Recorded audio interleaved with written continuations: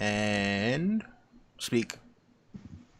All right, so what's going on, everybody? We are the Hypes Watch, and we are here today with a feast for bros. And like I said, we are the Hypes Watch, the originators of hype. Anyway, that being said, we'll go around the horn and introduce ourselves, starting with Don the Kraken Wit. Hey, what's going on, everybody? Don the Kraken Wit here, and this is a pretty impromptu feast for bros. But James, thanks for pulling it together, my friend, and just happy to be here. And hello to everyone in the chat, and also everybody that will watch this in the future. Yes, indeed, Jerry. What's up, everyone? Jerry the Targaryen Steamboat, and I'm ready to bro out, bros. Bros. LT.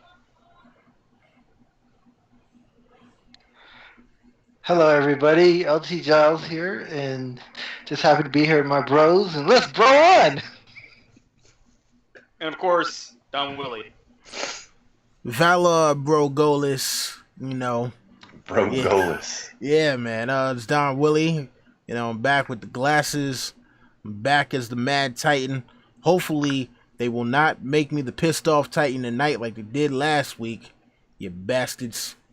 Let's get the show on the road, bro. Yes, indeed. So, for those that don't know how Feast for Bros works, essentially I have some questions prepared, and we'll go around the horn. It's pop culture, it's recent news, it's the stuff we like to talk about. And we'll just go around the horn and talk about it. We'll be drinking some and, hopefully having a good time. And, of course, we might take a couple questions here and there from the chat, depending on how long we want to go. So, that being said, I have the first question prepared. It's a simple one. Best superhero movie of 2017 thus far. Don Willie. Okay, so what have we had so far anyway? We've had Wonder Woman, Guardians, and Spider-Man. Oh man. I'll be honest with you. This one is actually a tough one. They all had their ups, they all had their downs, and I like them all. I don't know if I like them all for the same reasons. Oh,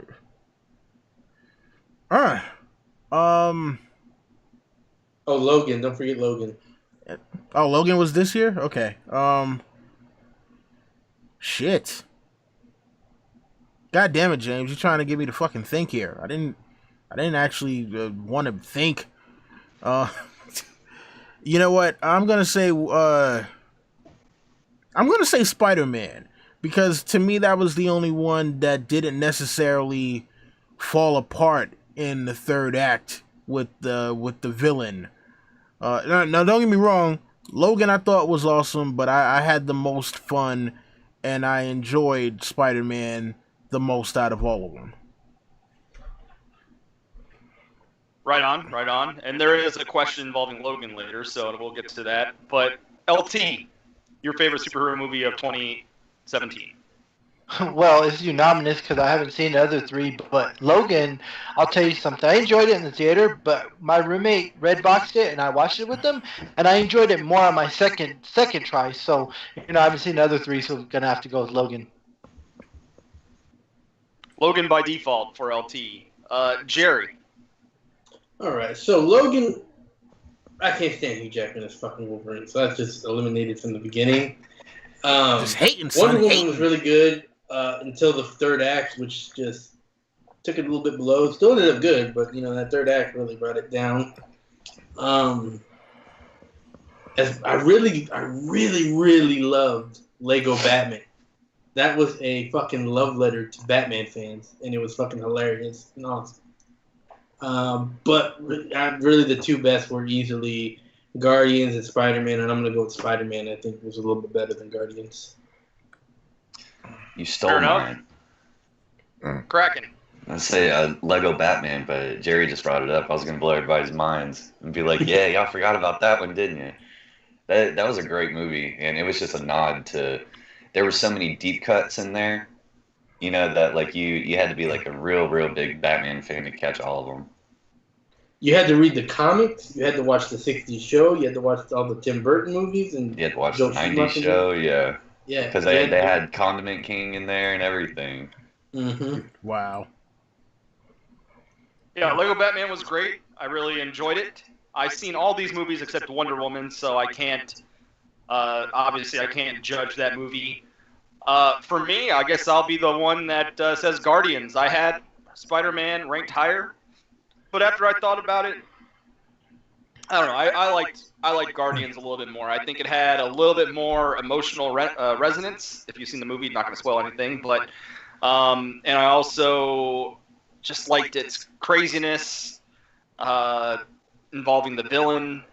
It was obviously not completely true to the comics, but it was still fun, and I really enjoyed it. Spider-Man, I really enjoyed, but to me, it was like a triple. It wasn't a home run; it was a solid triple. Still a great movie, but just didn't quite hit.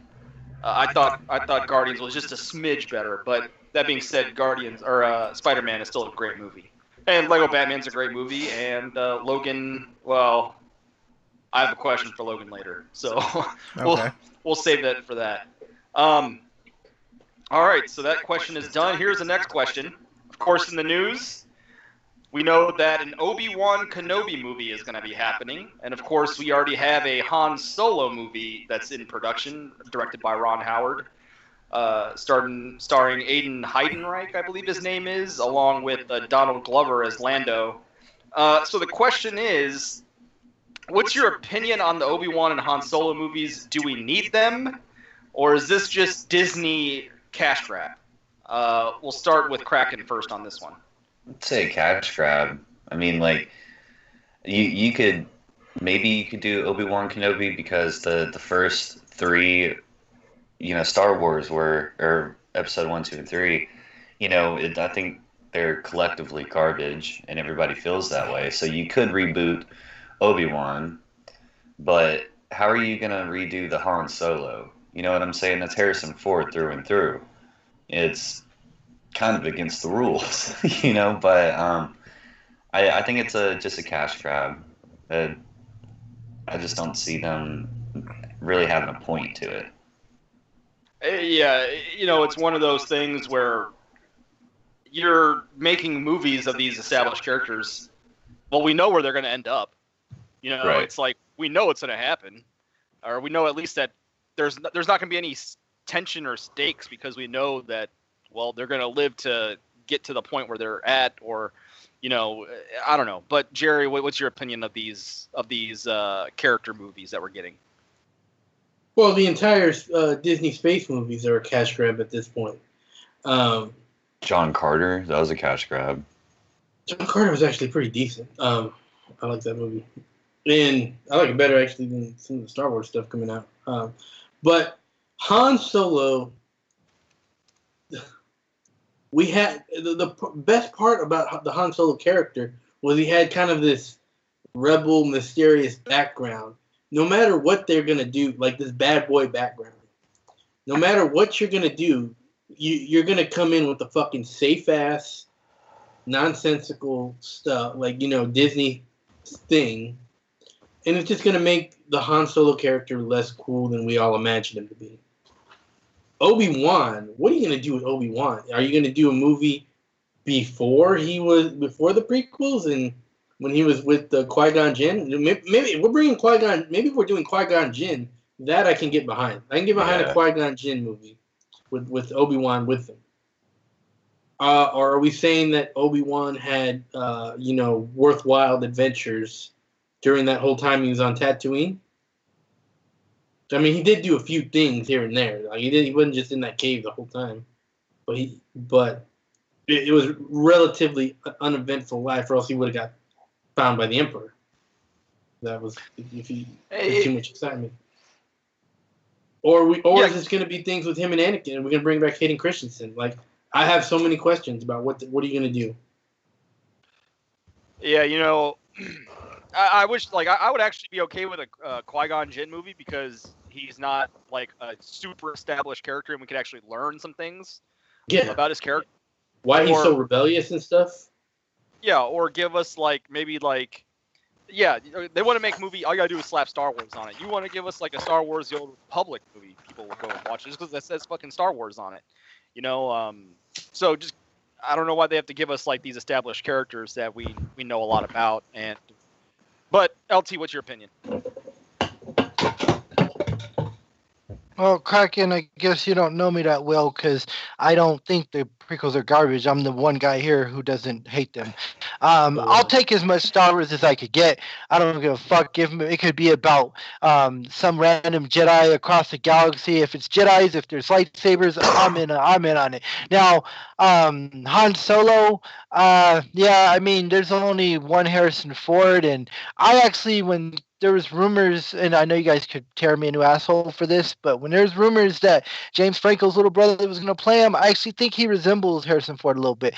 But I don't know who the guys are. I don't know who Donald Glover is. I don't know who these actors are. I'm going to watch it regardless, though. I mean, it's Star Wars, and it's going to be some. I think Rogue One blew my mind. I love Rogue One. I thought that was fucking awesome, even better than episode 7. I think Rogue One, if they could do like Rogue One with something with Han Solo, I'm on board. But like I said, I'm gonna see Star Wars. It could be about the Gungan or whatever. It could be any race. Star Wars is Star Wars. I'm down with it. That's just me.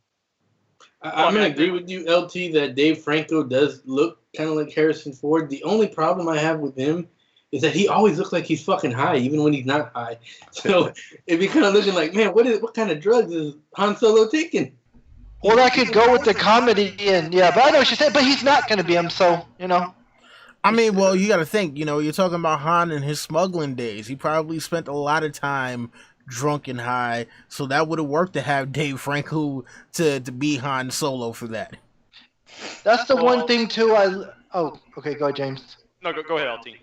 That's the one thing I fucking loved about episode 7 too. Even though Harrison Ford is like 90 years old, he still brought the character to life. Like he was still Han Solo, and I still loved him as Han Solo, even as an old man, and he still had it. Like that part where Finn is like, we're going to use the Force. And he's like, that's not how it works. It's like he still brought the character to life. And that's what I'm saying. It's going to be hard. It's going to be super hard for whoever plays him to bring the character to life. But I'm still going to see it.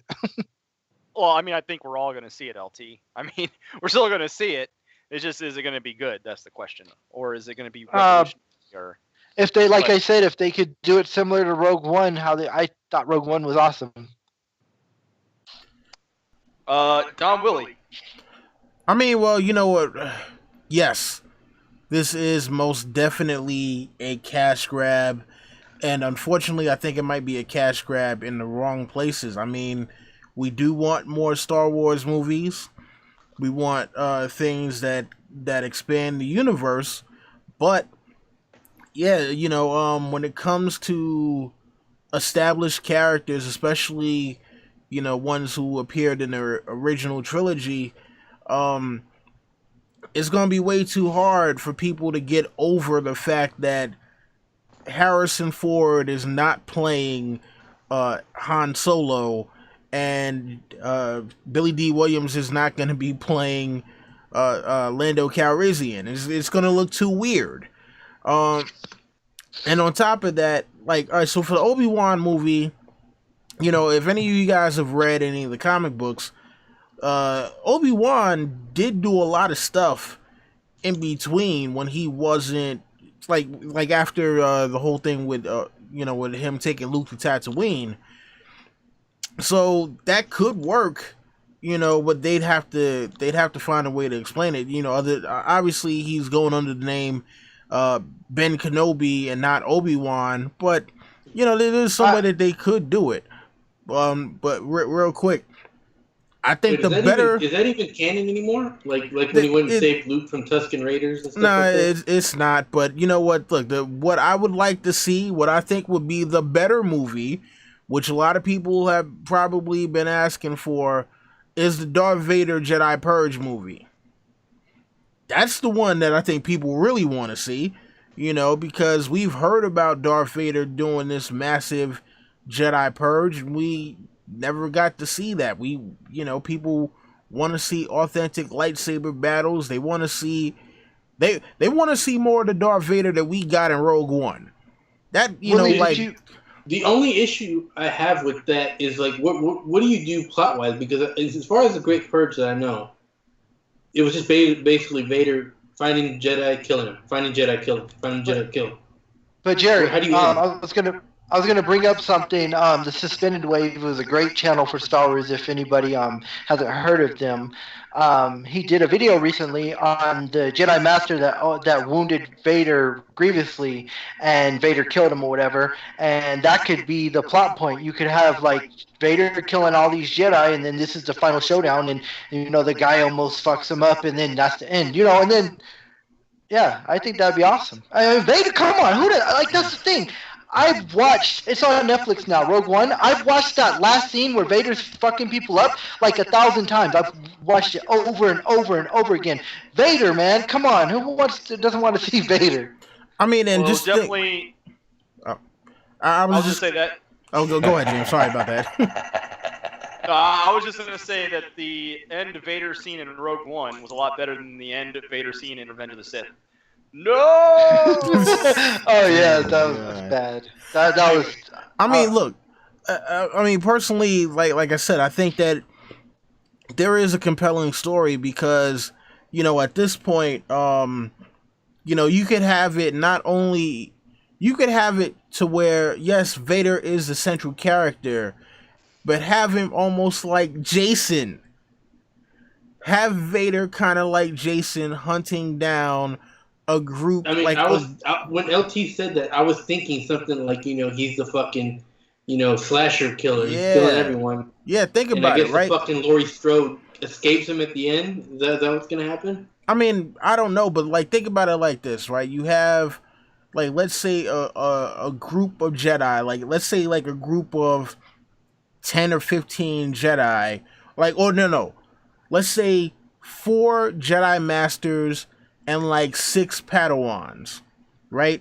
They all got the beacon after the end of the war from Obi-Wan saying, whatever you do, don't go back to the Jedi Temple. They all meet up together and they're like, yo, we heard about this new Sith Lord named Darth Vader. He's been going around and then they're getting holograms from people as they're getting slaughtered. Hey, the Empire's after us. And then their whole thing is they got to try to escape Vader, and maybe only one winds up escaping Vader at the end. But it's like the whole time, they're having to fight against Darth Vader, and he's basically coming at him like Jason. I mean, I see that, but it doesn't really leave you with a great deal of hope, I mean, I want to see. I'm just going to say, I think the right director could do it justice, though. Dude, if they did on Star Wars The Force Unleashed, where Vader gets off and just killing Wookiees and killing stormtroopers, and that would be that would be so epic, dude. That would be bad. And then he fights that Jedi Master. Yeah, then he fights the Jedi Master and then kills him, and then and then they don't even okay, they can't do that video game but I mean they could do they could just have them going from planet to planet, just hunting down the Jedi, and and you could root for the Jedis, but you could root for Vader too, because Vader's badass, dude. But LT, let me tell you why that story worked and why it was so great. How did it end? With Vader and the what's this, Starkiller fighting, and Starkiller dies. Starkiller dies, and then what happens with his death? What does his death ignite? Oh, the rebellion. Mm-hmm. I still haven't seen, and I'm sorry to get off subject, but I still, in all the movies, I didn't read the comics, so I'm sorry, but I have not seen anything as cool as when Starkiller stops the Star Destroyer with the Force. Never seen nothing that cool. Anyway, kind of wrapping this up. Okay, so we've already had Ewan McGregor playing a younger Alec Guinness. Are they now going to get a younger actor to play a young Ewan McGregor? I don't know. We'll see how that works out. Why don't they just bring him back if it's going to be fucking for we have no clue what it's even about. Is it going to be a prequel to the prequels, or is it going to be? I don't know. We'll have to see what it is. But I I watched Jeremy John's review or him talking about it, and he said they're going in the direction of an older Obi-Wan, and he's saying that Ewan McGregor is actually 10 years younger than the guy who played Obi-Wan when he did the first Star Wars. So they're saying if they wanted to go in the direction of Ewan McGregor, they can, but who knows? I mean, I'll be okay with that because I thought Ewan McGregor was a pretty good Obi-Wan. So I loved him. What they should do. What they need to do is they need to make a movie where, even before, where he's a Padawan, you know, Obi-Wan's a Padawan. He gets kidnapped by these seedy people, and Qui-Gon Jinn's like, I will find you.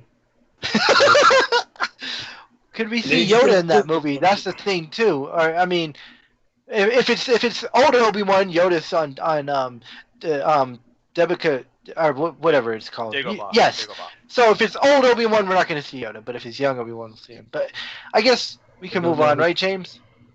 Well, yeah. I just wanted to say that I would personally prefer stories that are different from established characters. Like Ariodo said, Darth Plagueis movie. I'd be cool with that.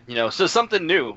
Something different, something that's not so attached to the original stories. Of course, they want to say Obi-Wan Kenobi movie, so people are like, oh my god, I want to see that, and make a shit ton of money. That being said, let's move on. Also, keep in mind that you can, like in the chat, if you want to ask us questions, go ahead, it can be anything. Also, we'll have some Game of Thrones and a Song of Ice and Fire questions coming up. Please do not post any spoilers about Episode 6. We will get rid of that shit quick if you watch the leaks. Do we have any mods in the chat, James, that could ban them if... Yeah, okay, there's people that can. But yeah, just don't talk about any of the leaks episodes. Hey, did you guys see this? Next question. This is a good one. Who was worse? Jared Leto's Joker or Jesse Eisenberg's Lex Luthor? Who was worse? We're going to start with who I know is the biggest DC fan. I know, Kraken. I would say Jesse, because I mean, like, Lex Luthor, like, they can never use Jesse in like a mech suit that Lex Luthor has used. Like in the comics or the cartoons or anything. Like, he's this little skinny guy. I get the concept that you want to make him this little skinny guy, but that just wasn't Lex Luthor. It's kind of the same way why I didn't like Christian Bale. I didn't think Christian Bale was physically big enough. Like, as like Bruce Wayne's a huge dude. Lex Luthor's a big guy too. So at least Jared Leto's somewhat around the same height as the Joker should be. But that's just me. So I'd say Jesse. Fair enough. Fair enough. Willie. Oh man, Jesse Eisenberg. Yeah, man, there is absolutely no worse pick I can think of for a character than Jesse Eisenberg as Lex Luthor. I can't even say anymore. Fuck it. Hell, fucking Steamboat could have played a better Lex Luthor than Jesse. Ain't that right, Jerry? I'm going to take exception to what Don Willie said by saying that there was no worse pick. I think Jesse Eisenberg could have been at least half of a decent Lex Luthor, because if you would have got him playing kind of how he did in The Social Network, how he played Zuckerberg, like a real dick but a brilliant dick, he at least has that part of Lex Luthor down. Instead, they had him playing like gallivanting around like a fucking fancy boy, just ooh, what muscles you have? Ooh, like it's like. I mean, but there's nothing Lex Luthor about it.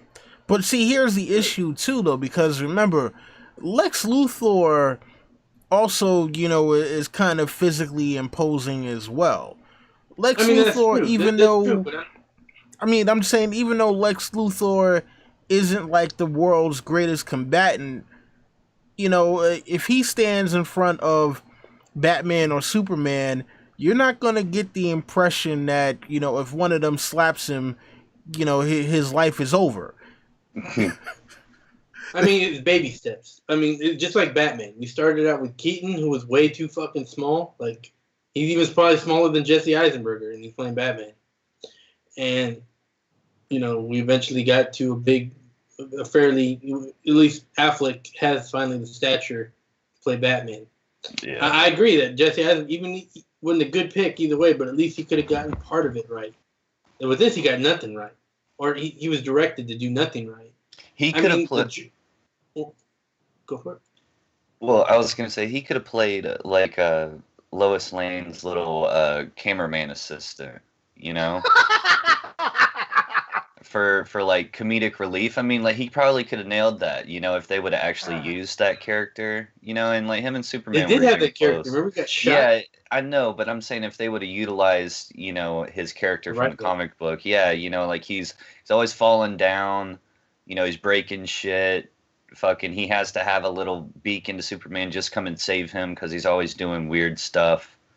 You know what I'm saying? Like he could have been a really good comedic relief, you know, character like in that role. But not as somebody that's supposed to be as serious as Lex Luthor. Well, what's your answer, Jerry? Well, okay, so then Jared Leto was fucking terrible as well. I can't even talk about how stupid he was, but you know, Joker's supposed to be crazy. At least he was kind of crazy, so he's a little bit closer. There you go. LT.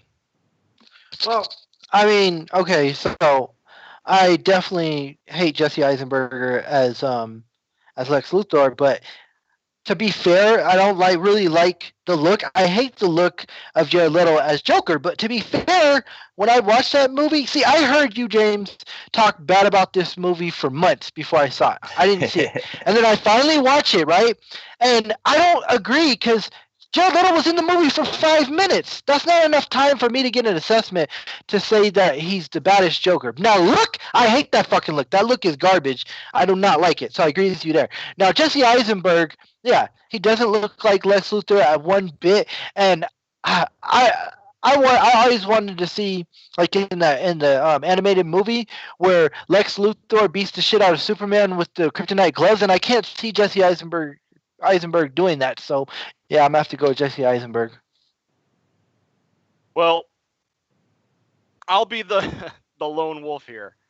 Yeah, I haven't made it a secret. I think Suicide Squad is the fucking drizzling shit, and I think Jared Leto is a piece of fucking trash as the Joker. So even though Lex Luthor had one of the most idiotic plans I've ever seen in a movie, where he wants to kill Superman by unleashing Doomsday. Well, what happens if you succeed, Lex Luthor? What happens after that? Yeah. Nothing that can stop Doomsday, you dipshit. At least it's not another real estate plan. Hell, That wasn't Doomsday. That was an atrocity. Sorry. Okay. Well, the Cape Troll from Lord of the Rings. Anyway, Got a penis. you wouldn't be able to stop it. He had no failsafe. It was a dumb plan. And his portrayal was weird. I didn't love it.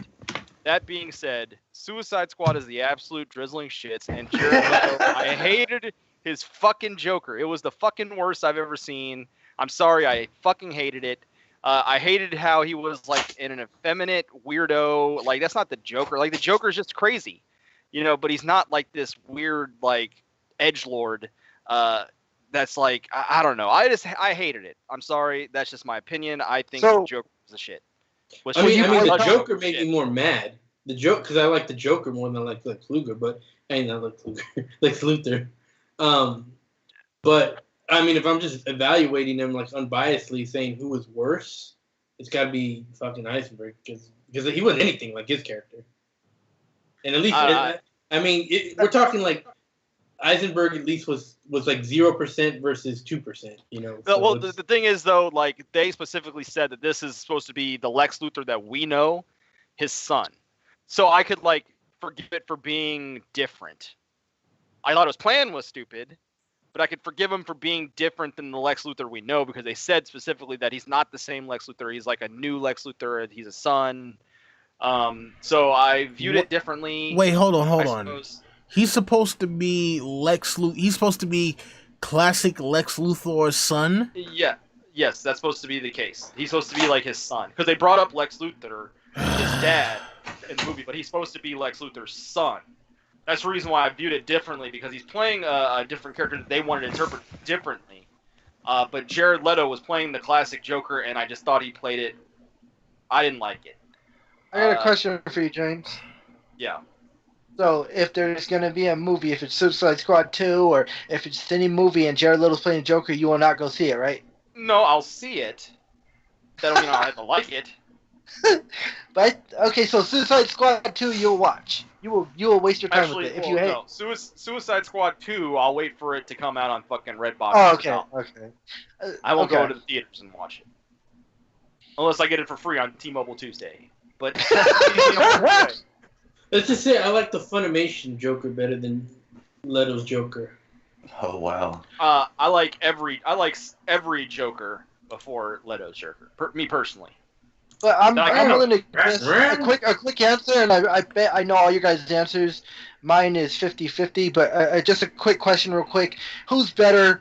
And I know Jerry's answer, so he didn't even answer, but I want to know your three. Jack Nicholson or the other guy? What's your guys? I know Jerry's answer, but I want to hear you guys' answer. Well, I mean, it's easy for me. I don't have to What's think about Heath Ledger. Okay, yeah, Heath Ledger. Jack Nicholson as the Joker. Yeah. Okay, yeah, Heath Ledger. Yeah.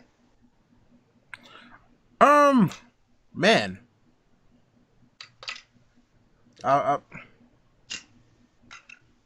You know what? I've never given it much thought. Like really, that was all the debate back in 2008. Yeah. I've never given it much thought, man. I personally give it a tie. I liked them equally. Yeah, I mean, because I like them for different reasons. I mean, you know, the Jack Nicklaus Joker, you know, is the more regular classic version of the Joker, and the Heath Ledger one. See and you know it's funny because I know people who had issues with the Joker because they felt like he wasn't funny or something like that, and I was just kind of like, well, no, you gotta think about it. The Joker does stuff that he feels is funny to him. You know, it's all about what he finds funny, and that's what he does. Yes, I mean, like those two are like way different interpretations. If it was supposed to be an interpretation of the same kind of Joker, then I think I would have something a little more to compare. I just hate it when they say that Jack. Oh, go ahead, Jerry. I was gonna say that. I mean, to me, there's no doubt that Heath Ledger was the more accurate Joker. We're talking like adapting the Joker, whereas I thought Jack Nicholson was more taking Jack Nicholson and putting on a Joker suit. But you know, Jack Nicholson is just that fucking great. Like seeing Jack Nicholson act like Jack Nicholson and chew the camera with chew the scenery is fucking awesome because he's Jack Nicholson. Like no one else could do that. Only Jack Nicholson could be himself dressed as a Joker and fucking sell it so well. It just depends what you like more. I mean, do you like the Joker or do you like kind of Jack? Because Jack Nicholson portrayed it in a different way, using himself. And there's a reason why we love Jack Nicholson. He's fucking great. Yeah, I mean, I can. I like Heath Ledger's Joker more just because I don't really. Me personally, I rewatched Batman '89 and I just don't like it that much. Like, I know it's a classic. I know you're supposed to love it. I just, to me, it feels outdated. That being said, like in terms of the comparison between Jack Nicholson and Heath Ledger, it's close. But the comparison between Jack Nicholson and Jared Leto, that's like the difference between a fucking dog shit ice cream sandwich and a chocolate ice cream sandwich. So that's how I feel about that. I like What about Jack Nicholson's how he had like the Joker gadgets that I really Yeah. really love that. Like, you know, he had the flower that would squirt out the acid. He had like the boxing mitt on the end of the retractable, like thing how you shoot it and it's like a big fucking boxing glove. Like I love that shit. What about fucking Bob? Yeah. Yeah. You're You're my number one One, guy. one For thing me- I didn't like. I'll say one Go thing I ahead. didn't like about They just Jack shoot. Nicholson's Joker is how they had to make him be the one that killed Bruce Wayne's parents. I didn't like that change. It's Tim Burton for you, but for me, I was 6 years old when I saw that movie, so I'm a kid, and this is what gets me mad too about people. And I'm not going to spend much time in this because I know we don't want to just linger on this, but it pissed me off so fucking much in 2008 because I love Heath Ledger. He's great. I'm not going to say that. That's why I said I think it's equal, but it pissed me off when they say, "Oh, Jack Nicholson isn't dark like Heath Ledger." He was dark in the beginning of the movie. He kills somebody, and he's dark. He is dark. I hate when they say that. Pisses me off. Well, it is what it is. Like I said, I liked it. It's just I like the Heath Ledger a little more. But like I said, they're here. Jared Leto's like over here. Anyway, moving on. Jared Leto, down. No. All right, guys. Time for a Game of Thrones question. All right, so of course my dogs want to go crazy. Anyway, who are some Game of Thrones characters you like better on the show more than their book counterpart? And we'll start with Don Willie. Let's see. Character I like better in the show than in the books. Oh man. This is not an easy question. You know what? I'd have to say Bronn. I mean, only because they gave him a lot more to do. It's hard to like a character when they don't give him much to do. Man, no, I like Davos in the books really better. Just Bronn and Tormund, is it? I think those are the standard answers right there. yeah, pretty Maybe much. Man I and mean, Mormont. Yeah, and only because they just they have more stuff to do on the show. I mean, as far as the main characters go, yeah, man. Man, you did not make this one easy. Yeah, you did not make this one easy at all. Man, you want to think about it and come back to it? I think Jerry already gave the answer that I could give for this one. Bronn and freaking Tormund. I mean, and Lyanna Mormont. I mean, I don't. There's not really any other characters that I like better in the show. Now, if you ask me, like, who I think did a great interpretation of the character, even if they didn't look the part, I mean, I could go with that one. You got Tywin, you got Stannis, you got Littlefinger, and I'm talking about like how the actor plays it, not how the character is actually written. So, yeah. Yeah, so as far as actual characters, I mean, yeah, man, I can only really go with the standard three. All right, LT? Yeah, Bronn's a given, Tywin's a given, but one character that I really love in the show, and I find her as interesting in the book, is Ygritte. I think Ygritte is amazing. Her voice, I could just listen to that voice forever, and I just love the talk she has with Jon Snow in the book. In the show. And I don't know if you want to count this, but I love when she does the lore and the DVD extras. I just love her voice. If she could do an audiobook, I could listen to it forever. I guess it has to do with her voice. I love her voice. And I just thought she was much better in the show than the books. I say Podrick Payne. Yeah, go ahead. Podrick Payne, yeah. I think there's something mysterious about him in the books. That's why I like him better. Where he's just a joke in the show. I mean, he's a funny joke, but he's a joke. I like him for his funny joke. Well, do you have any more, Kraken, or is it just Podrick Payne? No, I mean, we pretty much talked about everyone already. So, all right, Jared. I mean, I don't know if I missed something when I was gone, but Jared, did you say yours or? I'm gonna say Hot Pie, Missandei, and Gilly. Yeah, Ideas of Ice and Fire's turned to in the chat room. Willie, what's up, Quinn? What's happening? Hello, Quinn. I mean, you know what? We really should do shout-outs. Mm-hmm. We really. Well, I can't see the shout out. I mean, I'm sorry, I can't see the chat, so you guys give them shout outs for me. All right, so yeah, I'll do the roll call real quick. So we got Lord of Last Hearth, aka Tony Toka. We got Biotic Flux. We got let's see, Is that supposed to be Batleth, Mac? Somebody with a Klingon symbol. We got Rich Shatwell III. I see spots. Shatwell the third.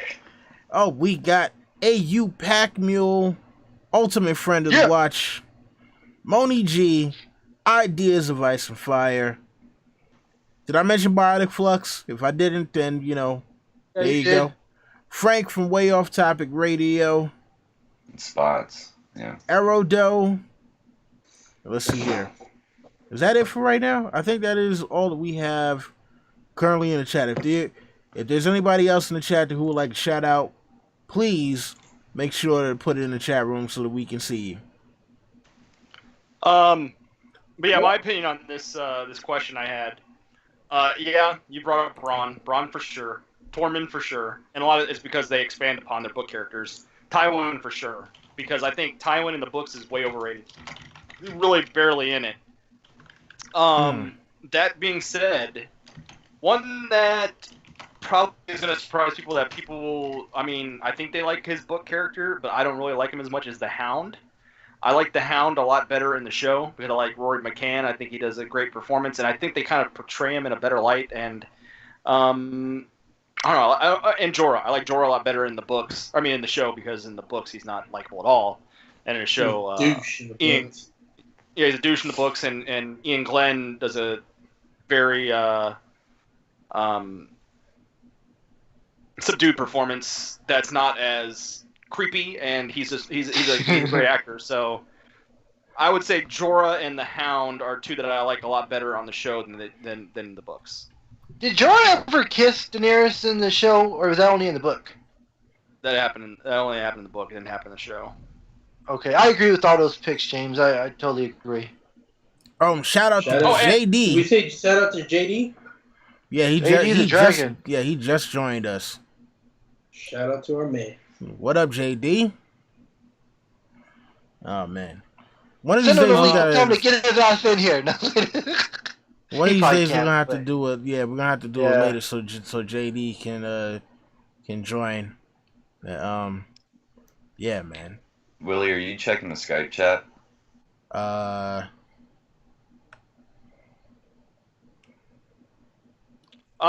yeah. Anyways, James, let's go on to the next question. All right, so this is an interesting question. Hold on. Forrest Gump has a 72% on Rotten Tomatoes, and some movies that are better than Forrest Gump on Rotten Tomatoes is Face Off, which is like a 91%. Undercover Brother is better than Forrest Gump on Rotten Tomatoes, and then there's a bunch. Ghostbusters 2016 is better than Forrest Gump by 1% on Rotten Tomatoes. So the question is, why does Forrest Gump get as much hate as it gets, and do you agree with the hate? Is it a 72% movie? Is Face Off, which is a 92% on Rotten Tomatoes, 20% better than Forrest Gump? LT, we'll start with you. Listen, I love Face Off. I hear an echo. Is that coming from me? Oh, okay. Anyways, do you hear echo from me? No. Okay, you're good. I guess that's coming to my head. Okay, anyways, I love Face Off. It's a good movie, but there's no way in hell that you can even compare it to Forrest Gump. That's just a classic, a great movie. It's just, you got an action movie and a fun movie, and then you got a great movie. You just can't compare them. So they should not be that way.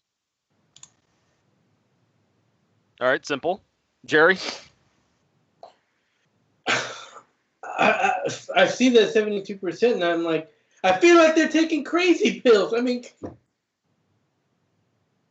Forrest Gump's fucking amazing. Like, I don't get. It's one of my favorite movies. It's so got a nice message. It's got a fun story, and I love how they intertwine history with it. It's just, it's the whole package. In the books, didn't he go to the moon or something? The book is and he crashed from a moon onto an island, and he beat this chief and chest every day. It was hilarious.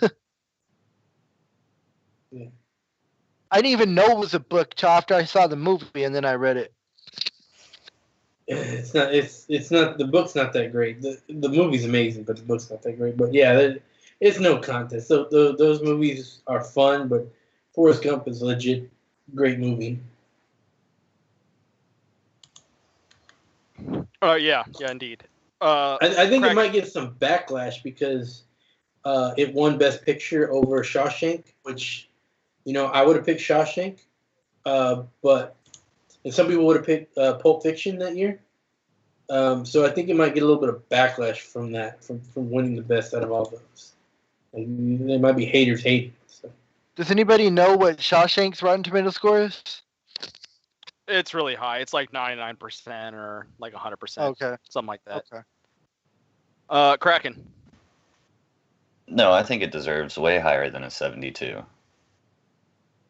It's a classic. Did anyone here watch 2016 Ghostbusters other than me? Am I the only one who watched did. that movie? Yeah, I saw I some of saw it. it in the movie. I saw it in the movie theater. Is this a question, or like, are we gonna go into this or no? Is it better than Forrest Gump? Definitely not. But I don't think it's complete shit. But it's not. It's not as bad as everybody put it out to be, in my opinion. But it's not great. It's not good. But it's not complete shit, in my opinion. Yeah.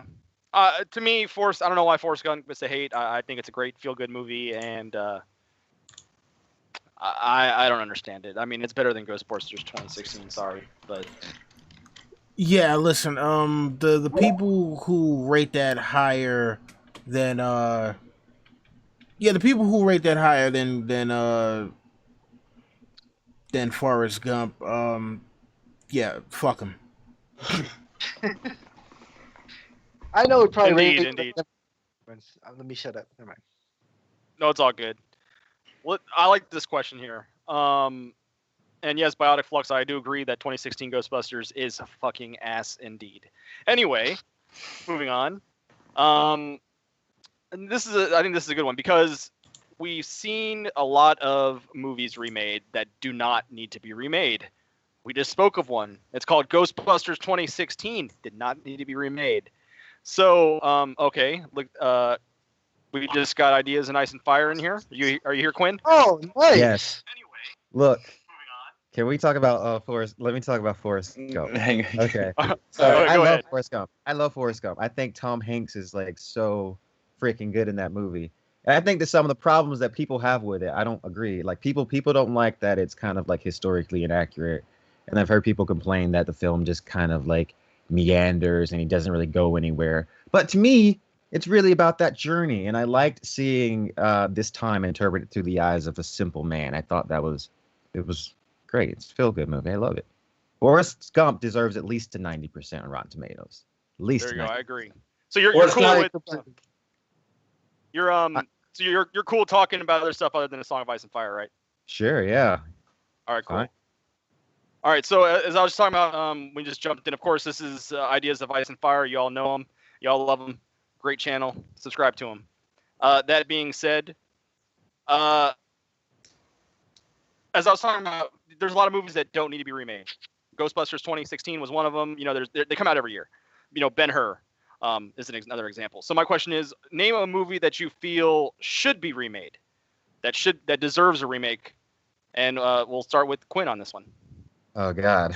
I was just gonna say I need time to think. Because Okay, somebody else I can go come so back I to can think about this. Okay, Don Willie, name a movie that you feel should be remade.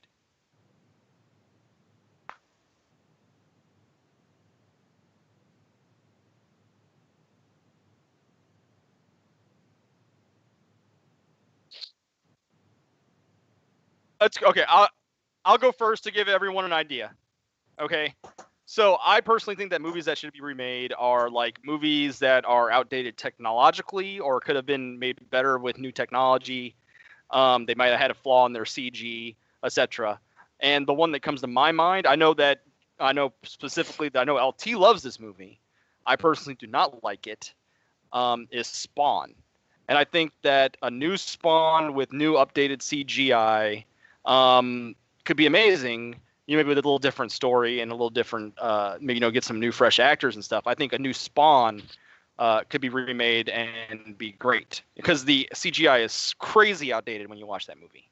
I think I watched this thing with Todd McFarlane the other day. I think he said it's already in the works.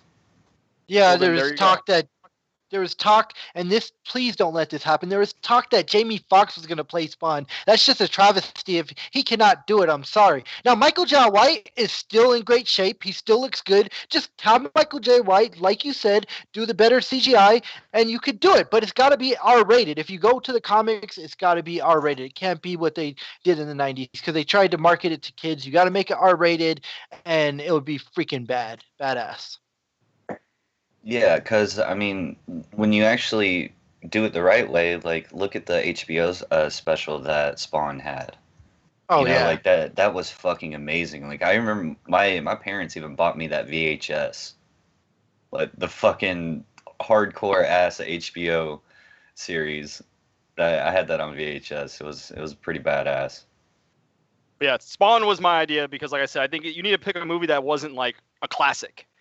And you're trying to reinvent the wheel. You're just trying to take a movie that maybe wasn't the greatest and improve upon it. Kraken, do you have an idea or? I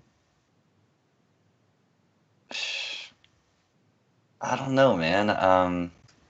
Because a lot of my favorite stuff, they still stand up. You know, like if you go back and rewatch the fucking original Jurassic Park right now, it still stands up to this day.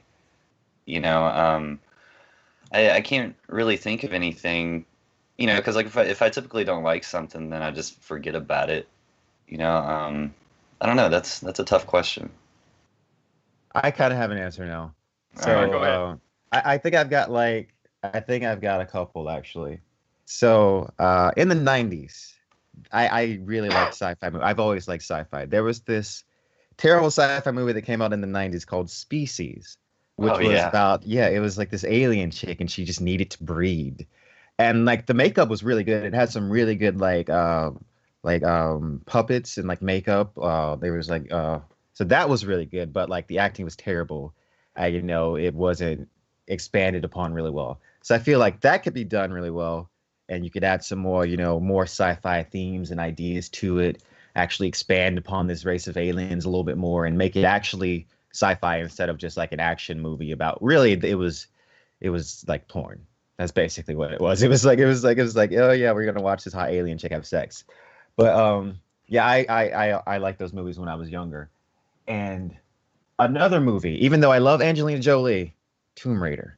I feel like they could redo Tomb Raider and make it really good. I'd love to see like a real Indiana Jones style type film, like paying homage to Indiana Jones, and you know, and I'd like that. Even though I love Angelina.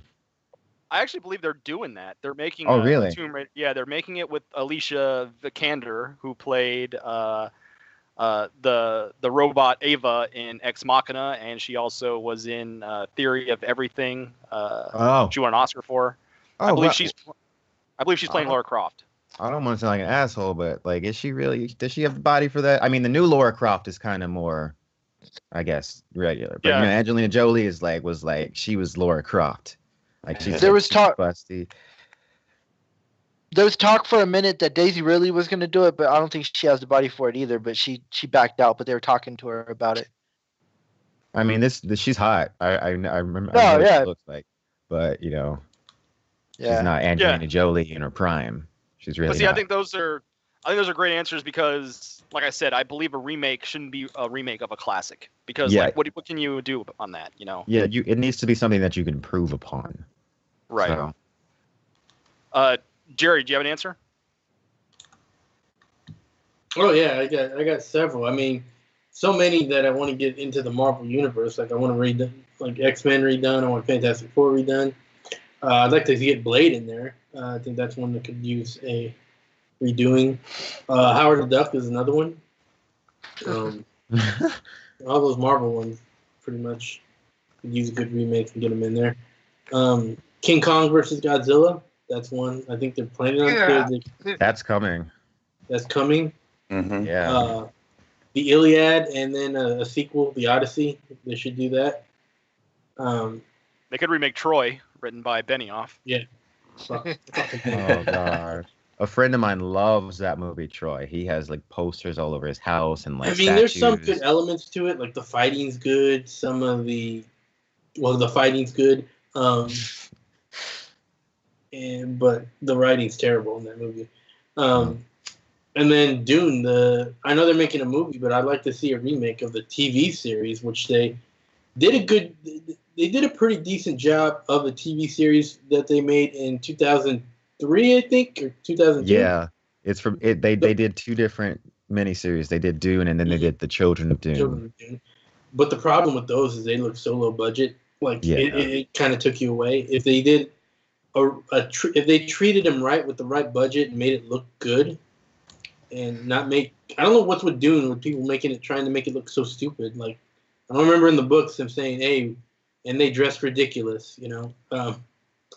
Yeah, it's weird watching that 1984 film and seeing like the difference in the quality of costumes and sets to that movie.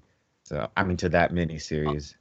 All I know is I've heard how amazing Dune is, and I should read it, but I never did read it because I watched David Lynch's Dune, and I did not like it, and I was like, I want to read the book. Ignore that movie. Completely ignore it because I'm telling you, it's so the book is so much better. Like I'm expressed like, you know how much I love A Song of Ice and Fire, and I say A Song of Ice and Fire is way better than Game of Thrones.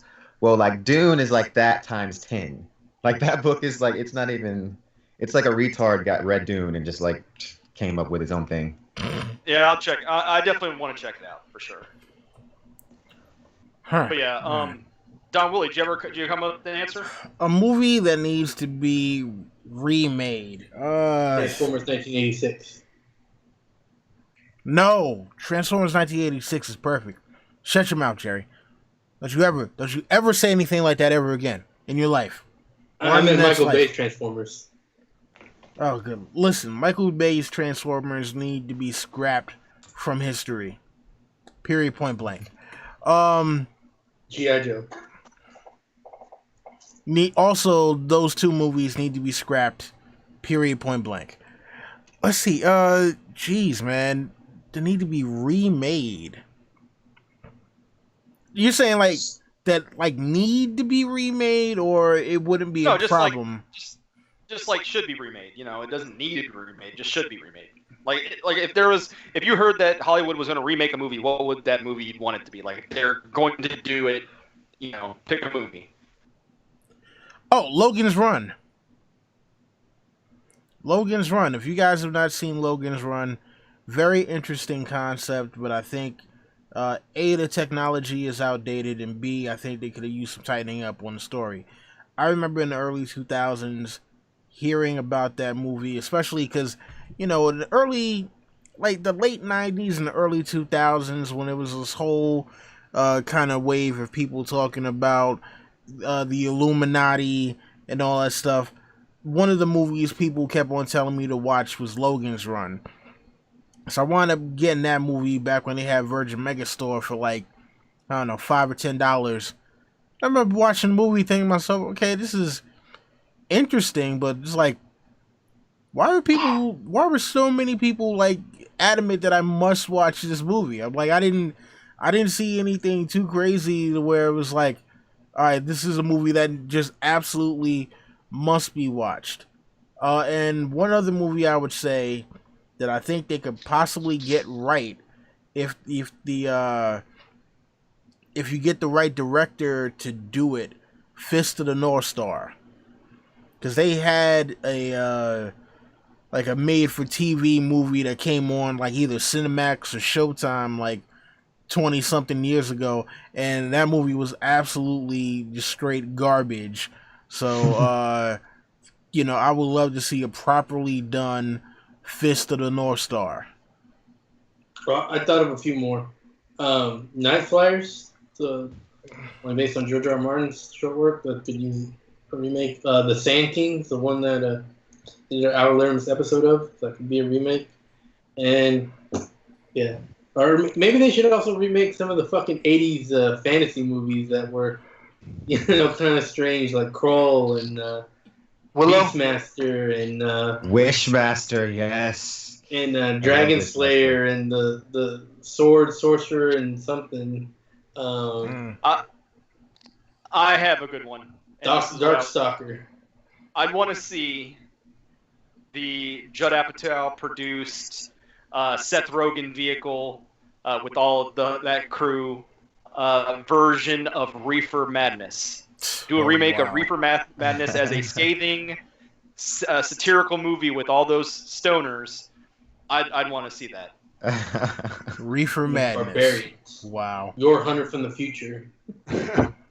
You know what I think would really be good? Okay, I think Scooby-Doo.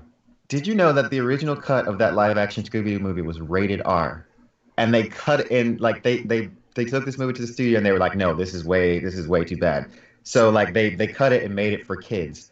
But if you pay attention to it, it still has all these adult jokes and, like, adult humor, and you can tell they just cut around all of it. So I want to see. I thought it was pretty much a Judd Apatow, Kevin Smith style, like all about pot movie, Yeah. and then they cut it to a kids movie. Yeah, it was rated R. Yeah, and then I want to see, it redone, and I want to see the R-rated version of it. We don't need to remake Wizards. Wizards is one of the ones that are good. Wasn't there 2 Scooby-Doos? Yeah. I can't remember. They made a Yeah. sequel. Yeah. Okay. Yeah. But yeah, all right. Well, let's move on to a I Song haven't of got Ice to. and Fire question. I haven't got to say mine, James. Oh, my bad. Yeah. I'm sorry. I Yeah. drank a few beers. I'm sorry. Go ahead. Yeah.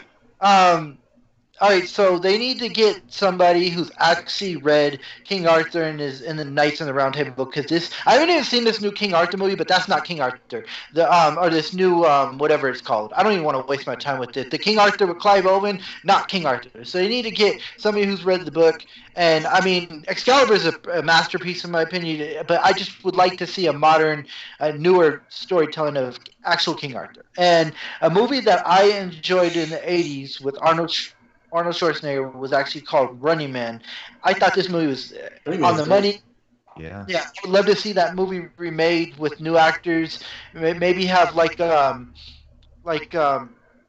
his name? The guy who played my mind's blank, but they can have certain actors, and I would love to see that. I would love to see. I'd actually love to see a Beverly Hills Cop with somebody funny, like, I know it's Eddie Murphy, but I'd love to see that. I'd love to see that. The problem problem is I miss Arnold. I was gonna say the problem was they remade the Running Man. It was called The Hunger Games. No, it's not even close. Not even close. It's kind of close. It's pretty close, but it's. Stephanie No, Meyer they're- put all those, like, different They're themes not and outside ideas in it. Yeah, they're not outside at all in Hunger Games. I mean, I'm sorry, in Running Man. It's all indoors. They're in an arena, which is this kind of thing. But I mean, I just might be able to. I miss Arnold. I miss guys like Arnold, Stallone. I was watching American Assassin, and I was like, this lead just has no charisma like they did back in the '80s. It just popped. You said Stallone.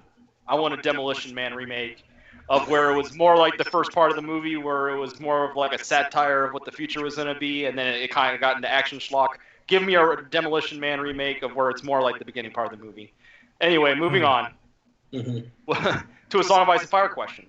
Who is your favorite character in A Song of Ice and Fire that has been completely left out of Game of Thrones? So we'll start with LT on this one.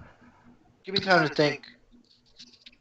Okay, we'll go to Quinn on this one.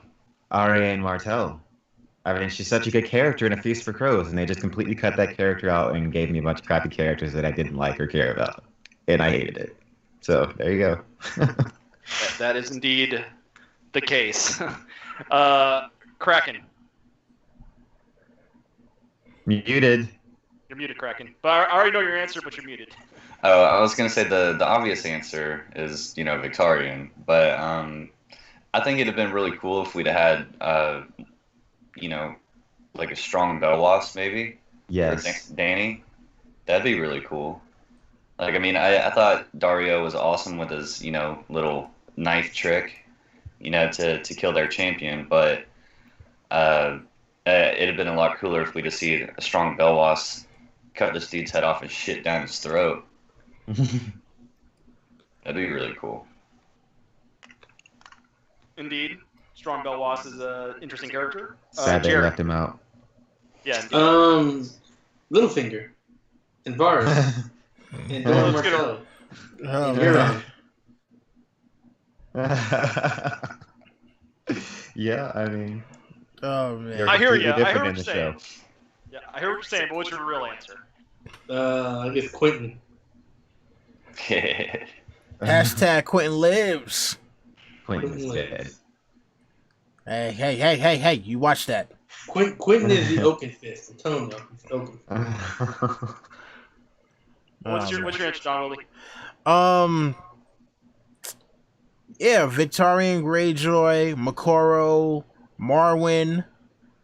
I mean, I just did a video on Marwyn yesterday, but I think, you know what? No, the only reason why I would say not Marwyn is only because, for one, we don't know what it is that what exactly it is that he wants to do, and B, I said one and then B. Wow. Number two, with the way that Daenerys has been acting lately, as soon as he mentions that he taught Mary Mazdor, she would probably be like Dracarys.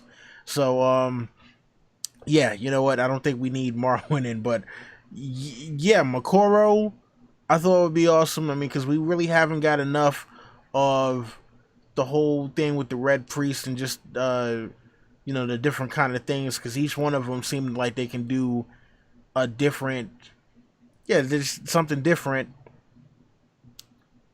Shit, Giles Rosby would have been awesome. Loras Tyrell would have been awesome if he were in the show. They said Jamie Lannister in the chat room. Yeah, you might as well say our Arrow Hope, because was he in the show? Oh shit, hell no, Ariel Hotel was in the show. Oh, Darkstar, or as people like to call it. I don't know why people hate Darkstar so much. I hate Darkstar. People hate. I have no idea why people hate Darkstar so much. I just don't see what the big deal about Darkstar is. I mean, I just think he's a douche. He's cool and mysterious, I think. I think it would have been cool if Dagmar Cleftjaw had a Cleftjaw. Yeah. Ooh, yeah, that would have. Ooh, man, that would have looked kind of crazy. crazy. He's still at Torrent Square, damn it! He's still at Torrent Square. Oh man, I'm trying to. So are we just saying as many as we could think of? Basically, there's no limit. Well, I mean, I have a specific answer that I think would have been the best. Okay. For the show. Okay, yeah, James. Then yeah, your answer, All right, please, sir. For me, when I was talking about Watchers of the Wall back in season 4, I felt like they had to kill Pip and Gren, so they had emotional resonance. They had to have someone of importance of the Night's Watch die, because I felt like what they've done poor in the show is that the tertiary characters of the Night's Watch hasn't been properly represented. So, like, right now, literally the only person that a casual show watcher even knows on the show is Dolores Ed, and they probably don't even know his name. But that's the only person they can recognize from the Night's Watch. So for me, I think that Donald Noy would have been great to have on the show. He could have been a mentor to Jon. Could have, showed him throughout the first couple of seasons being a mentor to Jon, being a great supporter like Maester Aemon was. Be the one to come in there instead of Tyrion in season 1 to help him against Grin and Pip and etc. And Rast. And then you could have had his death at the hands of Magna Mighty as opposed to Gren mean something, and you could still have Gren and Pip. And you could have more characters represented in the Night's Watch, but you only have Dolores Ed at the moment. So for me, Dolores Ed would have made a great addition to the show. I mean, not Dolores Ed. Donald Noy would have made a great addition to the show. But then you can't build up Tyrion, because Tyrion took Donald Noy's speech to make him look even better. Yeah. I'm getting mad now. I'm getting mad. Listen, I already saw some of your video from earlier, so I don't think we need to get you more worked up, Quinn. I mean, obviously strong Belwas too, and I'm sure there's others. Come on, Fagon. At least if you had Fagon, Varys would make more sense. Yeah. You'd have more turmoil happening there. You wouldn't. Then you can't put Cersei on the throne. Why the fuck did they decide to do Game of Thrones in 8 seasons? Like A Song of Ice and Fire in 8 seasons, like 80 hours, less than 80 hours of television. Doesn't make sense. If they didn't cut nobody out, it could go 20 seasons probably. I mean, look. Well, here's the thing. I understand cuts, have to be made in order to get it to fit a certain format, but you can't just go around rushing towards the end, because now it's starting to feel as though it's like, all right, well, we're almost there, and now we're at this relay race, and it's like, all right, can we just hand it off to the last guy to just get it over the finish line so we can say we're done? The I'm picture not I gonna just say anything down, Willie, but you have no idea how accurate those words are. Mhm. Realistically, if they didn't cut anybody out, honestly, we'd still be in a storm of swords. Like, honestly, right now. Yeah, Like, from yeah. 2011 to now, we'd probably still be in a storm of swords if they didn't cut anybody out. But I'll name some characters of mine. Obviously, I agree with Quinn, Ariane. I read the books after the second season, so she was actually somebody who I got to picture, and I pictured her being very beautiful. Ramsay Bolton, I would have loved if they put him in the show. All the Bastard Boys. The guy who played Ramsay Bolton didn't do it for me. I didn't like him. Damon Dance for me, Yellow Dick, all of them. I would have loved to see the Bastard Boys. I don't know if anybody gets this from Justin Math or gets this from Stannis. You being a Stannis fan, James, but I always picture this because they always talk about how much he smiles, and I know that Stannis is a serious man. But I don't know. I picture in my head. I picture one of these days when they're talking, maybe Justin telling him a joke and making Stannis smile. I mean, he never talks about it, but that's what I picture in my head. It says he always smiles. I would love to see Justin Matthew. There's a lot of characters. I just can't think of them right now. There's so many cut out. I mean, as Quinn was talking about how they, why they shorten Game of Thrones so much. And, it really, to me, it doesn't make sense because it makes so much fucking money. You'd think that after the first 2 seasons, after it ignited, that they would have made at least, 10-episode seasons just covering half of the book. Oh, I know exactly. I know exactly why it's shortened. It's David and Dan wanting to keep their name on it till the very end, but they still want it to end. They don't want to give it up to someone else and have it finish with somebody else's name on it. But they want to move on to the next stage in their career, still all the same. Right. That's. I mean, I totally agree with that. And I mean, they could have definitely had 2 seasons per book, and then also at the same time, maybe George would finish, T-WoW by the time the series is over. But we can only wish. It is what it is. I mean, well, you know what? Go ahead. Maybe in about 15 years, 20 years or so, we'll get an animated A Song of Ice and Fire where they'll do the entirety of the thing and cut nothing out. And then we will all be happy because, no more D&D and no more unnecessary cuts. Man, 15 years from now, I'm going to be an old man. Hey, but look, the point is you'll still be happy. Yeah. Yes, Back He in won't be my happy day. if you still won't have the Winds of Winter. Hey, God damn it. We're going to have the Winds of Winter by 15 years. I sure fucking hope. This- Anyway. I think it's coming Maybe out. that, but not Game of Spring. Fuck you, Jerry. in that I guess that panel in Russia that George was on, he said that tentatively with he did say with hesitance, he did say that TWOW 2018, so but we'll see. He's obviously Well, if the rumors are true about him writing episodes next season, I don't think we're going to get it anytime soon. If he's going to write some episodes next season. I That's heard a that rumor. I did hear that rumor. Oh, Man. we can only wait and see. It's only speculation at this point. So the next question, That's the rumor. what region of A Song of Ice and Fire, Game of Thrones is your favorite story-wise, and what are you most looking forward to in TWOW? Like, what region are you most looking forward to reading about in The Winds of Winter? And we'll start with Don Willie on this one. Man, what region? Wow. You know what? I want to learn more about the Reach, because the Reach has such a great history. I mean, especially going back to the Gardner Kings, like I would love to learn more about the whole Garth Greenhand and just like how basically Garth Greenhand was the guy who basically helped to really populate Westeros and kind of get things jump started for the First Men. So yeah, I would love to get something about that. The Reach. Right on. Kraken. I'd say the north. I don't mean like I mean, like beyond the wall north, because it's just so mysterious, and we rarely get any information about what's going on up there, and it is the ultimate threat for me, and I'm probably mostly looking forward to that more than anything else. Right on, Jerry. I mean, are we just put on a specific region, or are we talking about characters in that region? I mean, either or. I mean, specific if they characters. I mean, if we're talking region, I'm gonna have to agree with kind of Kraken. Specifically, the lands of always winter. I want to see what the fuck is up there. Mm-hmm. As far as characters and what they're doing, I want to follow what's going on in Dorne, and I want to follow what's going on with Euron and the seas, what he's doing. And those are my two things. Right on, Quinn. Yeah, I totally agree with you guys. Like, that's exactly what I was thinking. The far north, beyond the wall.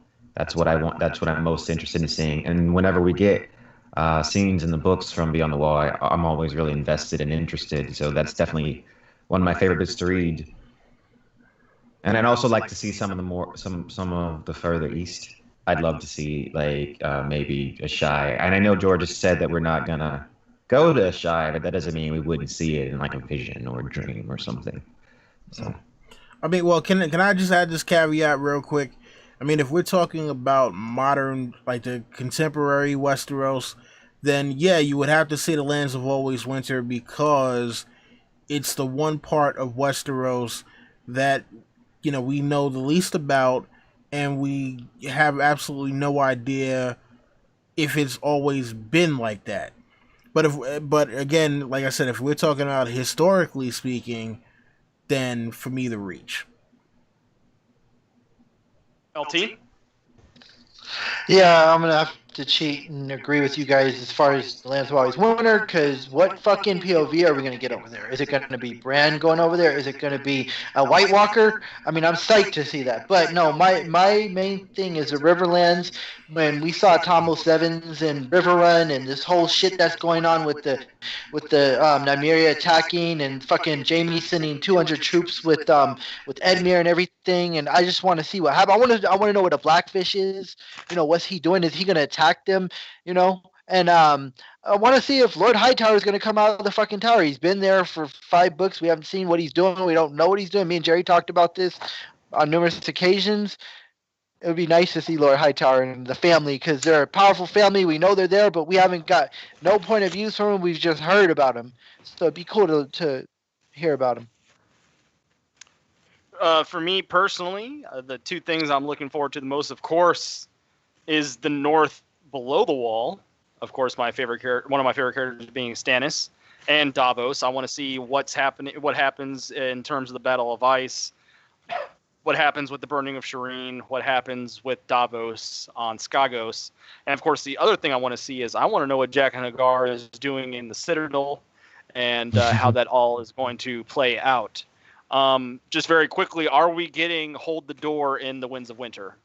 Just go ahead. Are we getting the Hold the Door in Winds of Winter? I think something similar is going to happen. I don't know if it's going to be exactly like that. Yeah, right. That's fair. I agree. Yeah, I mean, obviously we're gonna get some version of Hold the Door, but the thing about it is, I'm not sure that Bran ever leaves that cave. I agree. In the book, yeah, I'm not sure if he does leave the cave in the book. It's possible that Bloodraven is actually trying to trick Bran to take his place. I've heard that theory. I mean, I don't know if that's true, but that would be a crazy twist that Bran's stuck, like you guys say, he's stuck in the cave and Bloodraven gets out. Maybe we'll find out how Bloodraven got stuck in the cave, and if he makes Bran switch places and Bloodraven's out, with Dark Sister. Well, Bloodraven's possessed by the last green seer of the Children of the Forest. I want to know where his werewood bow is, because that werewood bow, man, I love hearing about it. And where's the raven? Oh, yeah, they're probably dead. Never mind. Sorry. The raven teeth? Yeah, they're dead. They're dead. Well, they definitely, if Bran never leaves the cave, they definitely went off book on that one in the show. I think it's hard to keep a guy in a cave in the show. I think you kind of had to do it in the show, like just going back to that cave and seeing him Yeah. just there. It's kind of boring. But in the book, you can explore his inner monologue or his inner thoughts, so it's easier to keep him in the cave in a book. Right. All right. Well, so this is from IC Spot's worst translation of book to show scene. So a particular scene that was the worst translation from book to show. Kraken, do you have one for this? Kingsmoot. Oh, okay, yeah, that's a pretty good answer. Now that I think about it, Kingsmoot, yeah. Yeah, it was pretty bad in the show. It was. Yep. Jerry, you have an answer? Come back to me. I'm thinking. LT, you have an answer? I just got a text and it threw my mind off. Could you tell me what the question was? Yeah, it was from Ario Doe. It was worst translation from book to show scene. So, like, essentially the worst scene they did on the show that was an improper translation from the book. Yeah, that's going to take some thinking. I got one. I got one. Or Quinn can go first. Maybe we have the same one. All right, go ahead, Quinn. Mine is Arya's arrival in Bravos. When she sees the kindly man. Yeah, that really blew me. That it was Jack and Hagar at the end. I was pissed. Because like he tells her at the end of because the whole point of that end of season 2, when he takes off Jack and Hagar's face, he turns around and he says Jack and Hagar is dead. Because he was never Jack and Hagar. You know what I mean? So how is this guy Jack and Hagar? So that just like really blew me. That blew me, and I was just like, that was the beginning of the end. It was. I hear you on that. What was the one you thought of, Jerry? The House of the Undying. Oh, really? Mm-hmm. Just because the book was so great. It's my favorite chapter in the book, and we just got a mediocre, pretty much nothing out of it. I mean, it wasn't terrible like the Kingsmoot, but I don't think the Kingsmoot's as good as House of the Undying in the book. And so that's why. Well, my answer is Stannis Baratheon burning Alistair Florent on the show for not tearing down his religious idols. When, of course, we know that he burned Alistair Florent on in the books because Alistair Florent was communicating with Tywin and trying to sell out Stannis' claim, essentially, to Tywin, trying to sell Shireen over there as a hostage and denouncing himself as king. It's a lot different when how they try to portray him on the show as a religious zealot who killed him purely because he did not tear down the idols of the Seven. It was from season 4, episode 2. I will remember that. It's ingrained in my memory. That really pissed me off. Also, even though it's not a book, a scene that happened in the book, I'm sorry, but Alaria Sand stabbing. I can't even think of his name right now. Doran Martell. Doran Martell. Like, that is just fucking. I don't know. I couldn't even fathom that. Yeah, I'm gonna avenge my brother by killing your brother that you loved, and yeah. Yeah, but so okay, I'm confused. I'm confused here. So, James went a little off. Yeah, because I was gonna say if you want to go by that, then I'll say that scene we were talking about before. I specifically said that I know that it's not a scene from the book. Oh. I was just okay. Okay. Well, yeah, I was gonna say because I'll go. If Don Willie or LT have this. I was just gonna say I'll go with that scene where Asha and Ramsay and Theon thing where they tried to rescue him. I'd go with that, but like that probably not gonna happen in the books. Hey LT, can you lean more towards your closet? There you go. You could interpret that ending scene of last season with Varys and the Sand Snakes and Olenna as, that scene from Feast where him and Ariane are playing chess, and he says, fire and blood at the end, that's that's the line directly from the book. So. No, that's true. That's true. And fire and blood in the book was spine chilling, and the scene I saw on the show was cringy, diarrhea inducing. Don Willie, do you have an answer? Man, you know what? Yeah, Jorah and Tyrion in Valyria. Oh yeah. Yeah, thinking about that because again we get another one of those jump cuts. Because John Connington, I think it took him a couple of days before he figured out about the grayscale thing, and they get washed up on shore or whatever the hell happens, and immediately it's like Jorah's got grayscale. It's not even the thing of he's walking and he goes to take a piss and scratches his arm and is like, holy shit, what happened here? And then it's like, well, hold on, isn't grayscale supposed to start in the fingertips first? It's compounded even worse that they kind of wrote out the gray scale plot and they're like, all right, let's just figure out a way to heal Jorah as fast as possible. This is all moot. This is all moot because I just thought about it and it blew my mind. I can't believe I forgot it. Jaime letting Tyrion out. Oh of my escape. God! Yeah. Completely cutting out Tysha. Completely cutting out. That's actually what I was. Oh my God! Actually, I forgot all. Sorry. I was gonna say that, but I thought LT might say it or Don Woolley might say it. Yeah, because you know what?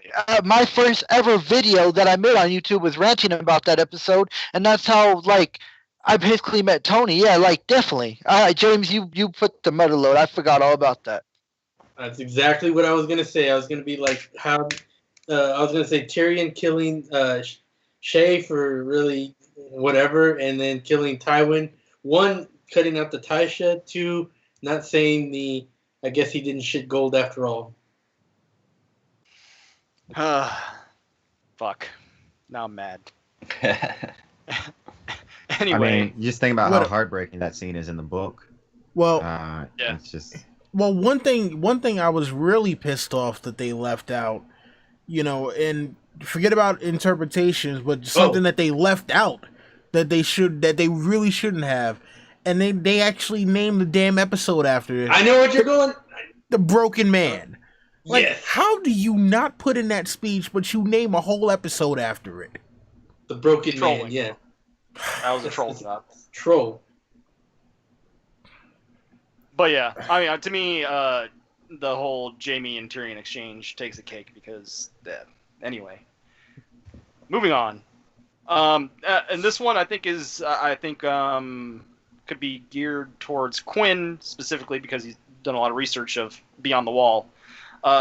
So do you think that, and this is from Moni G, so do you think the Night King really hooked up with another, or do you think it's just a myth? We're talking about the book Legend of the Night's King, right? Correct. So I feel like what really happened was that he met some weird, strange woman beyond the wall. She's probably a wildling, and she had all these weird customs that they didn't necessarily understand.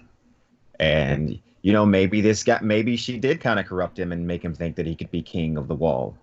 But I think this is a legend that got twisted over time, and it just became the cool, interesting legend that we see in the book later on. It's when we're in the Night Fort with Bran, he's basically just telling scary stories. Do we think that the story of the rat cook actually happened? Do we think a guy turned into a giant rat? I don't think that happened. So that's how I feel. It's a cool legend. Okay. Quick question for you, because I don't know. I know how Jerry and the others feel about this. But do you actually feel that we're going to have a actual Night's King in the book, or is it going to be? Because I interpret the others as more of the Borg. It's a collective conscious where they're trying to build into their collective. Do you feel like there's actually going to be a personification of a Night's King, like a leader of the others? No, I think in the show you need that physical representation of this is the bad guy for it to really register for viewers that haven't read the books. But in the books, you can do so many things. You can have a voice speaking inside of a character's mind. You can portray things more abstractly and more subtly in a novel than you can in a TV show. So it makes sense why they chose to do that. But I don't think this is a figure that's actually showing up in the books. And when I look at George R. R. Martin's reaction to the Night King, he makes sure to go on his blog and say, the Night's King from my books is a legendary figure and is no more likely to have survived to the present than Land the Clever. So he's telling you right there that, this is something different. Yeah. So that's my opinion. Yeah, I think we're all in agreement on that. All right. So that being said... Funny how so much of the fandom, seems to be oh yeah, there's a Night King in the book. Definitely. We see it on the show. So my question to all you guys: what are you gonna do if you guys find out there is? Are you guys gonna be mad, or I'm not saying that's gonna happen, but are you guys gonna be disappointed in George if it is? No, I mean it depends on if it's written. Like I was saying earlier today, I was saying I wouldn't have a problem with anything happening in the show if it actually made sense.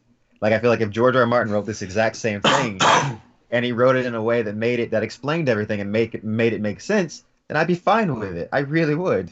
It just needs to make sense. I mean, it doesn't even have to be a Night's King. It could just be so and so, whatever the name of the leader of the others is. I mean, It's gonna be Voldemort. I think we're gonna learn a lot more about the others and find out a lot of information about them. And it doesn't have to be the Night's King. It could be anything. I mean, and what if we get a point of view from the others? Oh my god, that's gonna be epic. I mean, well, look, personally, when it comes to the whole thing about the Night's King, personally, I'm thinking that the last hero, the Night's King, and Bran the Builder are all the same person, and that it's the stories are all about 3 different stages in his life. So, I mean, if you guys would like for me to elaborate, I can. But I mean, like that's how I feel about that about the Legend of Bran the Builder. He stopped the others, built the wall, made himself Lord Commander of the Wall, turned on the wall, and then there's that. Yeah, I mean, because, okay, obviously we know that the White Walkers came before the Night's Watch and also the Wall, right? So, we hear about the legend of Bran the Builder, and a lot of the stuff when he was doing his construction was supposed to be when he was basically a kid, right? Mm-hmm. So, he, like they have the war with the White Walkers or whatever, and he gets 12 people, creates the Night's Watch. Somehow, in the twisting of the story, he winds up becoming the 13th Lord Commander of the Wall. Maybe because every time someone died from the original 12 group, they kind of honored them and said, okay, well, he was the leader. And maybe they were. Maybe it was like every time someone died, it's like, all right, you get nominated as the new leader. And every time somebody got nominated as the new leader of the Night's Watch, they wound up dying. So finally, whatever happens, they defeat the White Walkers, and Bran the Builder decides, okay, you know what? I'm gonna, stay at the Wall. Yeah, I'm gonna stay at the Wall. He gives up the leadership of Winterfell to either a son or a brother or something like that. Years later, while he's on the Wall, he meets the first female White Walker and is like, holy shit, I didn't even know that they had you guys. He gets entranced by her. She corrupts him.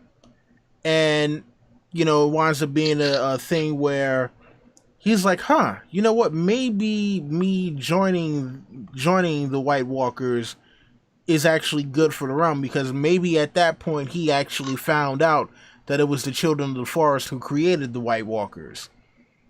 But somehow, A, between him being corrupted and B, him not being able to tell the truth of what happened, Winterfell and the wildlings beyond the Wall decide, we gotta take him down because he's doing all of this sacrificing to the enemy that we just defeated.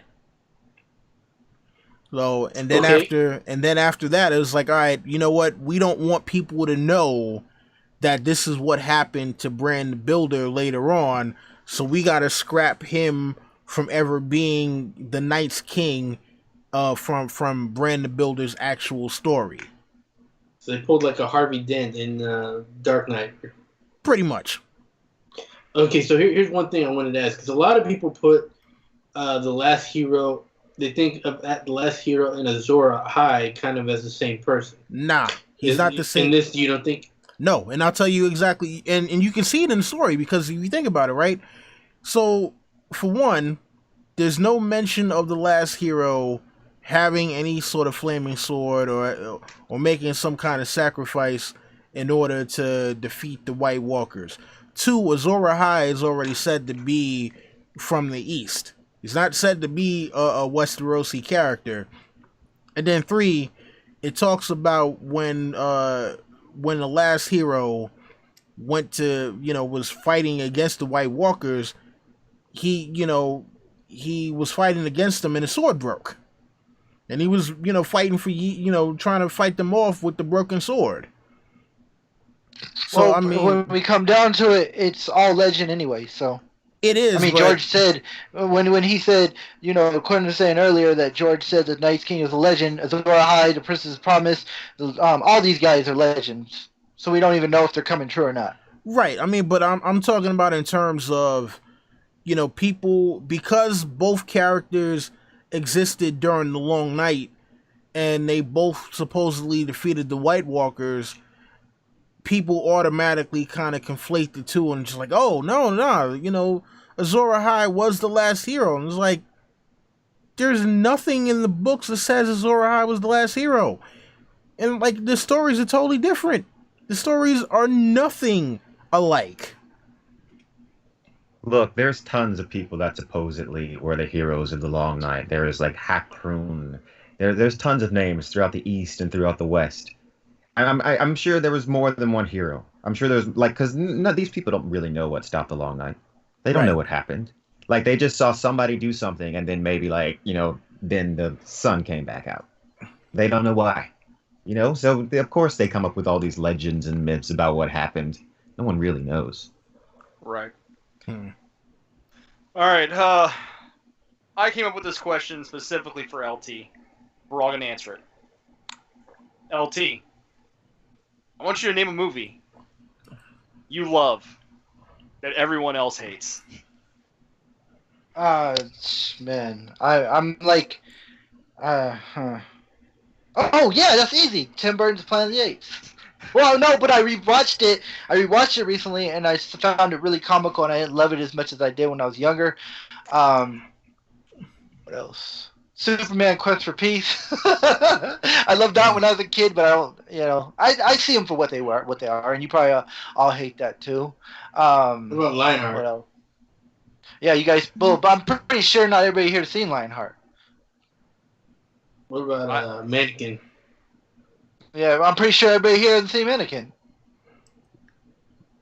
Mannequin I would was say freaks, but then Don Willie put it top 10 in his 2000s list. I didn't put all the prequels there, just Revenge of the Sith. Yeah, so Revenge of the Sith there. Quinn, do you hate the prequels? Star Wars? Yeah. I have never seen them. I've only ever seen A New Hope, The Force Awakens, and Rogue One. Okay, yeah. Wow. Don really doesn't love the Revenge of the Sith, but he doesn't hate it. No, he does. I love Revenge of the Sith. He put it top 10 in his list. No, but he doesn't love it. He just likes it. It's a guilty pleasure of his. I actually love it.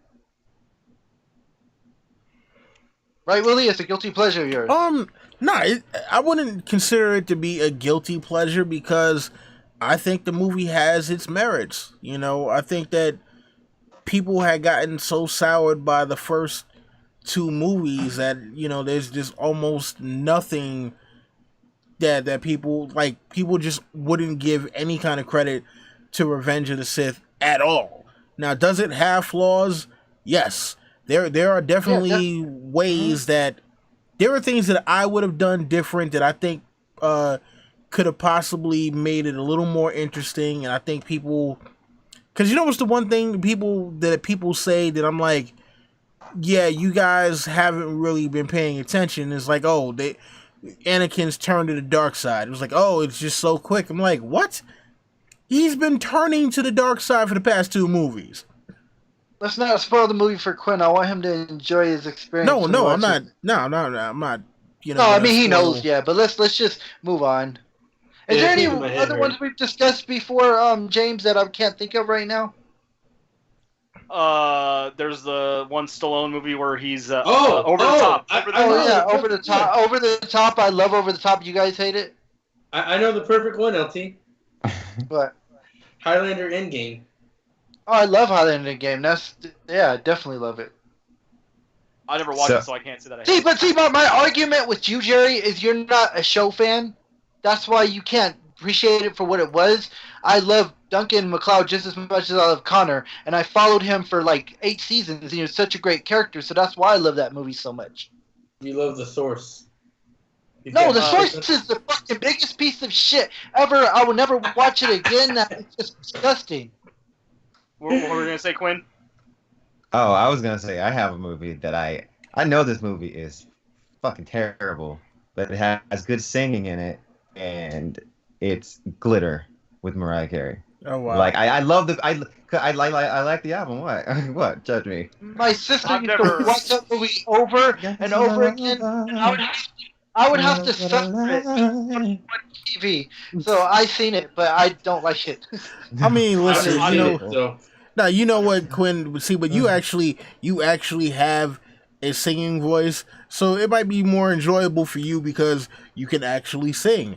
Whereas someone like me, I can't sing, so I would get no enjoyment out of a movie where, yeah, like if I could sing, maybe I would get enjoyment out of that movie. But since that movie is objectively terrible, it's painful to watch. I'll go on YouTube and I'll listen to the songs from the movie, but I will not watch the movie. It's not as good as Whiplash. Is that what you're saying? Oh, you know what? You know what's another movie I could probably name that a lot of people hate that I happen to like? You Don't Mess with the Zohan. Oh, I have seen that. I have seen that. I had an answer for you, Don Willie. Okay. Man of Steel. Yeah, I don't understand why people hate that movie so much. Oh, I like it. Yeah, I know Jerry and sorry. If you watch the extended version of Man of Steel, it's much better than the theatrical release. Wait, there's an extended version? Does he actually? Yeah. Run, in the extended version, does he like? Fuck it, I'm being like. Is he like? Fuck it, I'm being stupid. I really better go save my father. Does that happen? Well, it's like I felt like the theatrical release felt kind of like cut up, and like the extended version had like those in between scenes that make everything feel a little bit more connected, you know. And I watched it several months ago. Like I'd have to watch it again to tell you like specific details, but yeah, it felt like it was a much better experience, even though it was longer. It felt shorter because it was like it made more sense. Man of Steel or Batman versus Superman? Oh yeah, I'm talking about Batman versus Superman. Okay, I was about to say, I'm like, wait, I didn't know there was Superman. I'm like, I didn't know there was an extended cut to Man of Steel. No, I'm talking about Batman versus Superman. I'm sorry. Okay. Oh man. Here's, until James gets back, here's a question that is good. What's one movie that you hate that everyone loves? Oh God. Okay, see, when you say everyone, the question is, are we talking about everyone as in objectively kind of across the board, or are we talking Just about majority? Just a majority. Yeah, like I always hear people talk good about The Outsiders, and I don't get it. I never got it. The voices annoy me. Well, that's the next question, Jerry. The next question is name a movie you hate that everyone else loves, but this is shit. still name a movie you love that everyone else hates. Oh man. Well, I mean, was that because I was gone for a second? So I was talking about the movies that you love that people or you hate that people love. But in terms of a movie that I like that people don't like as much, Elysium. People seem to not like Elysium. I enjoyed it. Okay, can we talk about that? Okay, like, go ahead. Because I had problems with that movie. So so you like the movie? So like. I mean, it's not the greatest movie ever, but I mean, I don't think it was worth that. Maybe the hate it got, I suppose. I mean, I know it's kind of heavy-handed with its whole Neil Blomkamp be kind of heavy-handed with his messages, because he was essentially, he was saying that everyone should have healthcare or whatever.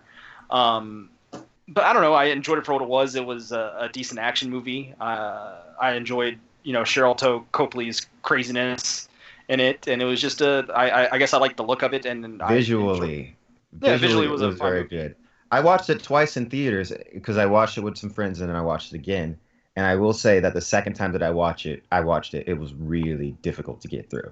Like I was just it's not a movie that I can watch a second time and still get enjoyment out of it. Wow. I don't know. Yeah. It was okay. Okay, I got a couple. Okay, here's a movie I won't say I liked, but I didn't hate and everyone hated. And that's Pixels. Everyone was I haven't talking seen about it. Piece of shit that thing was. I didn't think it. It might just be because I like seeing Donkey Kong and Pac-Man and Centipede. Like, I mean, those are a little bit before my time, but I do remember them in the arcade. They were generally the budget 1/4 ones. You sometimes go and play. So I do have a little bit of a soft spot for one that I really liked. That everyone talks about how stupid it is. I mean, because all the rest of the movies are stupid, pretty much. That's Scary Movie 3. I thought that one was fucking funny as shit. I like the first 3. What was that? I like the first 3 of them. I do. I can still watch. The first one was alright. The second one went over the top. It did go over the top. Like it was like he was getting like raped by a clown doll. They he was messed raping up a clown doll. They messed up when the Waynes got. They stopped doing it because the people who ran it after the Waynes brothers just didn't know what they were doing. The third one is the best. I thought it got better when the Waynes left. The third one is the best.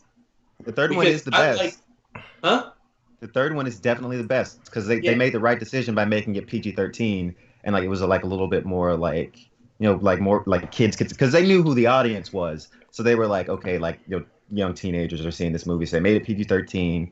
And it was really funny. It's genuinely funny. Which one was the one? Hilarious. Which one was the one? Which one was the one where they did that spoof from Signs with Charlie Sheen, where like she was dead and she's like, okay, yeah. I like that scene. That scene was really funny. Charlie Sheen was fucking hilarious in there. Yeah. It brought in Leslie Nielsen as a president. Leslie Nielsen. Those type of movies are he's the king of those kind of movies. Was he a preacher too in that movie? No. With the exorcism? No? No, he was the president. Okay. Who was the preacher then when they were like, it was a spoof and they were puking and stuff like that? That was 2. Okay, but who was that? Was that Leslie Nielsen or no? Who was the preacher? Yeah, it was Leslie Nielsen. Yeah. Yeah, Leslie Nielsen was that one. Kraken was in 2. Chris Elliott. Anyway, but 3, the most thing I liked the most about 3, they brought in, before these guys were big, they brought in Kevin Hart and Anthony Anderson. And those guys were fucking hilarious in that movie. Oh my god. Arguing about like waking up dead. He's like, wait a minute, how the hell did you wake up dead? Go to bed. You go to bed. You can't dead? go to bed, fool. That shit would be redundant. He's like, wait. Yeah. In a mouse. A mouse is inside. A rat is outside. It's like, I've never seen a mouse on the outside. It's a rat, fool. He's like, damn. Another movie that I don't think this movie was universally hated, but people found reasons to hate on it. And yeah, the ending is a little weird and kind of cheesy, but no, not Inception. I'm scared of Inception. That movie scares me. It is another Christopher Nolan movie that starts with an I, and that's Interstellar. I loved Interstellar. Yeah, I loved Interstellar too. I don't think people hated Interstellar. I just don't think it got as much praise as it deserved. Like, yeah. While like most Nolan movies are like 90% of the population love Nolan movies, the Interstellar was like 70% people loved it. Yeah, I mean, like I said, I know people didn't hate it, but like I really love that movie, and people find reasons to not like it. But to me, it was paying homage to 2001: A Space Odyssey. Like I saw it all over the place. I hate to get off topic, but do you guys think they could ever attempt to remake that movie? 2001? Yeah. No. I think they're trying to do that in Game of Thrones with Bran. Quinn, did you see? Did everybody here see the last Planet of the Apes movie? No, I still got to see that one, man. Okay, never mind. I was gonna mention something about it that reminded me about. I won't say nothing because you guys haven't seen it. But see, that's a terrible movie to remake because it doesn't need to be remade. No. Even though I think it's a little overrated, but I don't think it needs to be remade. Like, you don't remake classics. Like, if they made like a Casablanca remake, that'd be fucking stupid. So, like, that's not a movie that needs to be remade. Yeah.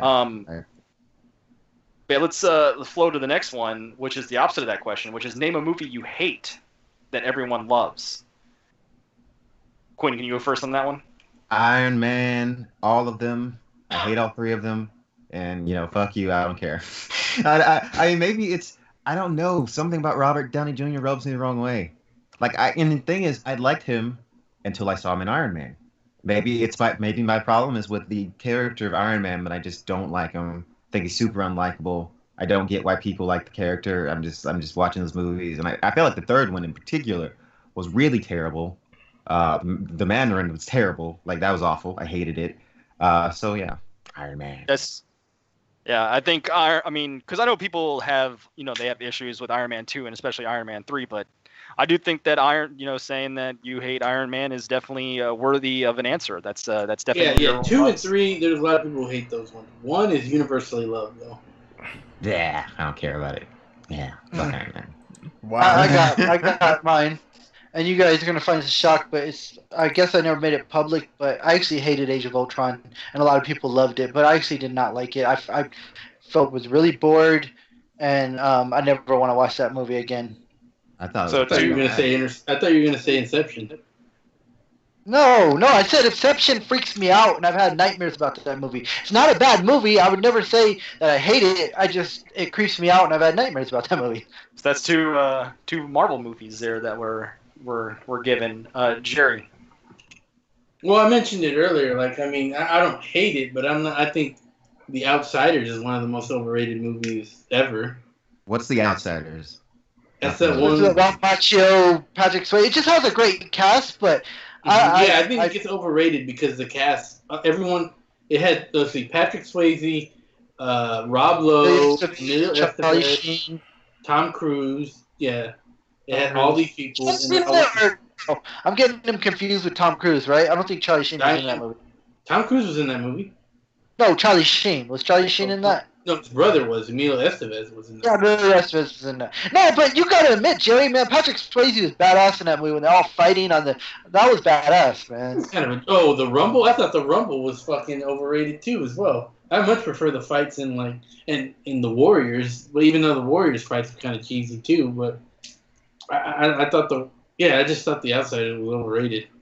The voices fucking annoyed me, like that they tried to do that fucking greaser those Oklahoman greaser, like uneducated. It really annoyed me. I didn't like it. Don, will you got an answer? A movie that I hate that everyone loves. See, here's the thing, man. If we're talking, and this is why I asked earlier. Look, you know what? Fucking anything Tyler Perry's ever done. How much love does Tyler Perry get? Hallelujah. What up, How we doing, her? He's got enough love that he's been able to do too many movies. Do any of his movies Alex Cross was amazing. But Jerry, say that again, Jerry. I said, do any of his movies have over 60% on Rotten Tomatoes? I don't know, but I Can Do Bad All people, Myself, I think, has the highest rating. Look, enough people still keep on going to see his shit movies that he gets to make more shit movies, and I hate them. Transformers. I mean, yeah, but admittedly, no one loves the Transformers movies. That's the big difference. You're specifically talking about movies he's made, not movies he was in. Fuck it, anything having to do with Tyler Perry. Oh, okay, then I got you here. I'll one up you. That movie with Ben Affleck, Gone Baby. What was it called? Oh no, what was that movie called? It was amazing. That movie was great. Oh, okay, Gone Baby. Okay, yeah, but he was a very small part of that. Very small. No, but he was an attorney, and he played a good enough role. Yeah. Okay. Anything with Tyler Perry as the lead or produced by Tyler Perry. I would never say that Tyler Perry movies are good by any means, but they are funny and they have made me laugh. No, they make me cry. I mean, I thought Medea was kind of funny when I was a kid. And now, like, I can't. It's painful to watch now. Well, Quentin, how old were you when the first Tyler Perry movie came out? 'Cause I think you mentioned you're like 23, so you must have been like 13 or 12, right? Let me see. I'm gonna look it up. I'm pretty sure the first one was Diary of a Mad Black Woman. Whenever that one came out. Yeah. That's in 2005, so that's even though it's not universally praised, it's either universally okay or universally good. Well, Prometheus. I love Prometheus. Prometheus is okay. Well, I hate Prometheus with a passion. That might be my least favorite movie of all time. I have Well, I have three that are actually universally loved. that I think are overrated, or I don't love them. The Matrix. I said it. Matrix 1, I think is overrated. I think it's philosophical schmaltz. I think it's too deep. I think they're trying to make it super deep. I don't think it's super deep. I don't love The Matrix. There, I said it. And the other one, which I think is supposed, people think that is super deep, that I just think it's just an indictment on capitalism, and that's Fight Club. Those are two movies that I think are overrated. That I personally, I don't hate them, but I think they're very overrated. Now, a movie that I really don't like that had got a bunch of love, Dances with Wolves.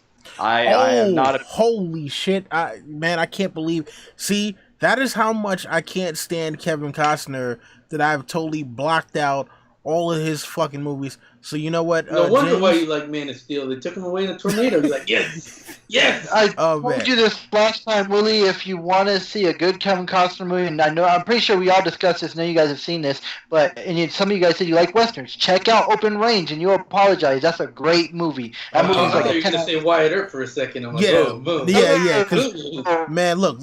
So can I just list off?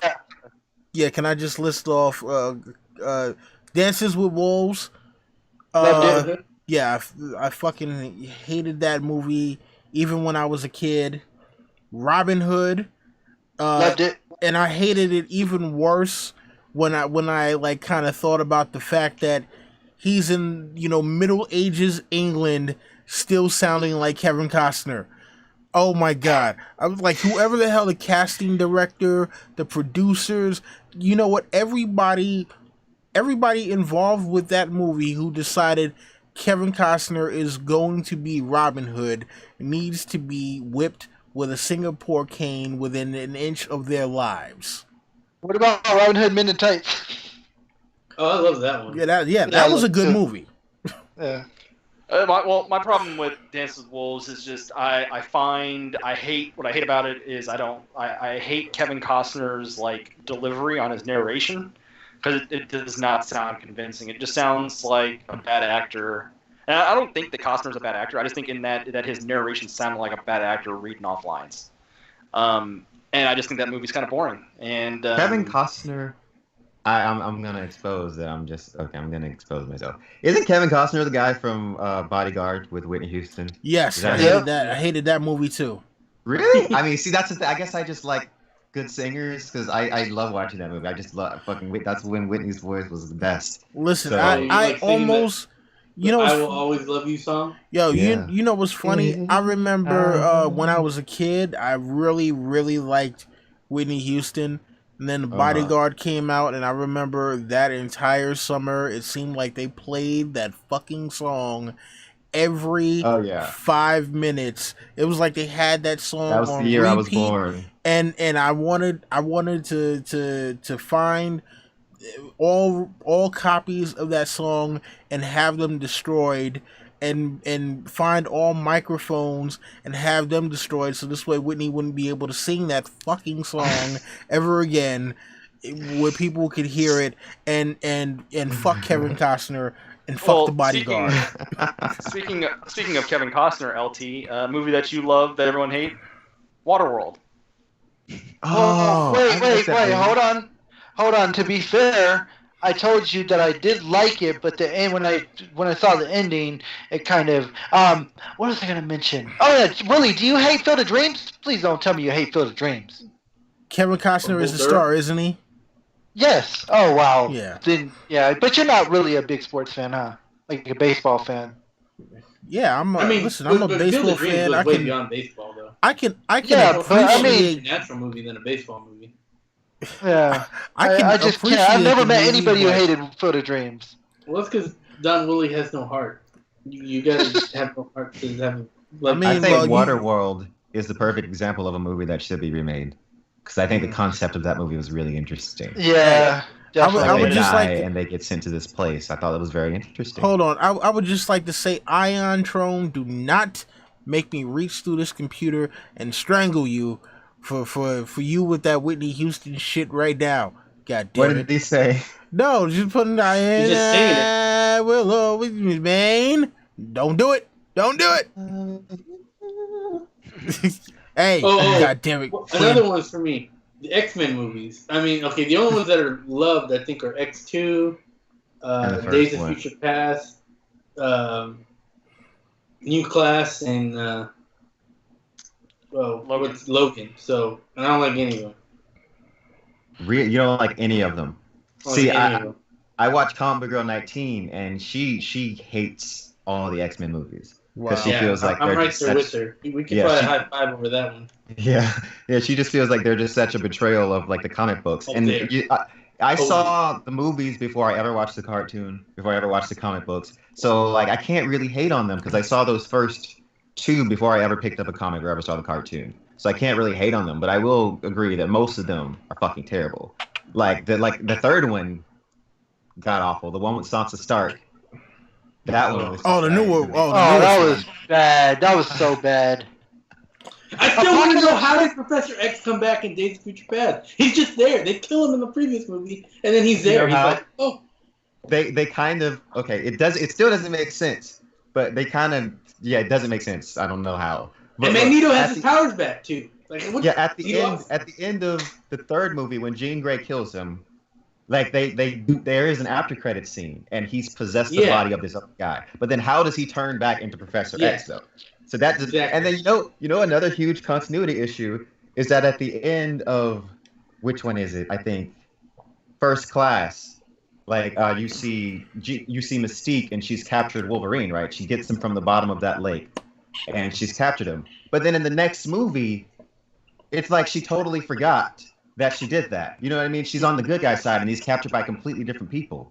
Like what? Like did they just really forget what they did in their own movie in the next movie? Like I was like, they just completely ignored that, and that's the next movie over. Like how hard is it to keep up that continuity? I agree with you guys. The X-Men movies were pretty badly done, and I hope they do redo that series because, man, I remember in 2000, man. I remember when the first one came out, we were so excited. And you know what? I fucking went and saw X-Men instead of Gladiator that night. And I should have saw Gladiator. I ended up seeing Gladiator later. But how did I ever pick X-Men over Gladiator? I mean, after I saw that movie, I contemplated suicide. Like, I was like, I've been waiting so long for this. I've been so hyped for this. And this is what they do to me? Would it count if I said that Logan is the best movie out of all those movies? Because that was the best one to me out of all of them. Well, here's the next question. Is Logan overrated? Okay. Yes. No. Yeah. I love Logan. I Look thought at the Logan comic was... that it's based off. The comic is so cool. At the end of it, the fucking Hulk crushes Wolverine's goddamn skull.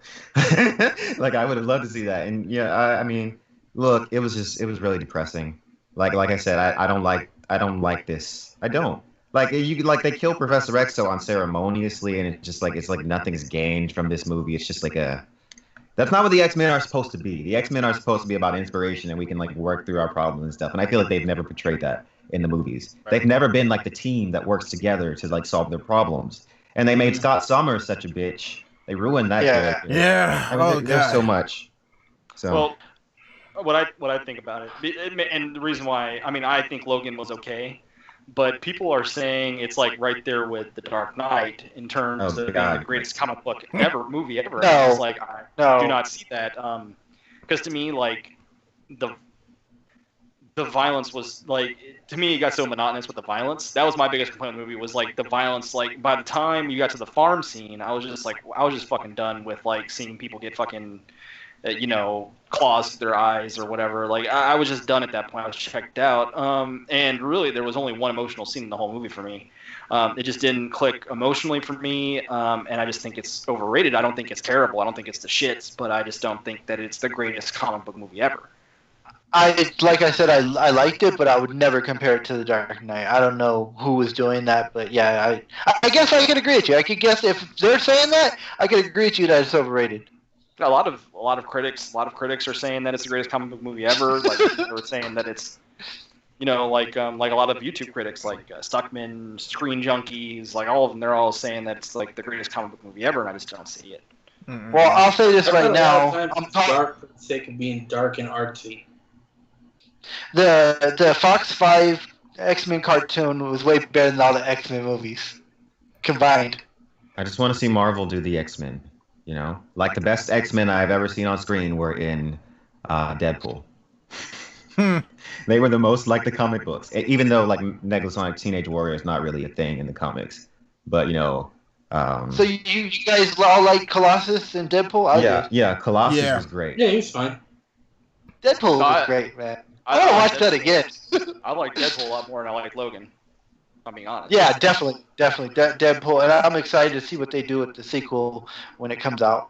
Yeah, I mean, look, I love the look of Cable. I'm not exactly sure. I'm not exactly sure why they did what they did with Domino. I mean, I'm not super hating on it. I know there's a lot of backlash about that, but you know, I think that first off, Ryan Reynolds, the way that he championed Deadpool and how meticulous he was about wanting it to be true to the comic books in terms of the spirit and the tone. I think that that he'll still do I think the Deadpool 2 will still be a great movie. But did you think Logan was overrated, Don Willie? See, here's the thing. Like, I never try to buy into hype machines like that. And so, like, I didn't see Logan until I got it on Blu-ray. And I was like, okay, no, I like the movie. It's cool. Well, I'm just telling you that the critics were saying that it's right there with Dark Knight. Like, Nah. Well, we're all in agreement. The critics are wrong, Yeah, you know. Yeah, no, I'm gonna have to. right? Nobody's protesting that here, right? So No. we're all in agreement. Yeah, Critics are pretty- wrong. Pretty much. all right, I think this is the last question, and I think it's an interesting one. Let's say 15, 20 years from now, they reboot Game of Thrones. They're going to do a complete reboot, and it's going to be a live action, A Song of Ice and Fire. So they're going to do a live action, A Song of Ice and Fire. Who would be your dream team? Like, who would be your like? And they had like a showrunner, like a famous director or something that would just direct every episode and be singular or whatever. Like, so who would be your dream, like director / showrunner for a Game of Thrones? Me. I was about to say me. I want to do it. I don't have anybody else that I trust. You know, I know that sounds like super conceited and vain, but like I don't know. I feel like the person that can do it right needs to be a nerd. Okay, how about this? Here's the first thing. Wait, why I no, say no. me. Wait, just let me put this caveat on this question. George is writing the whole series.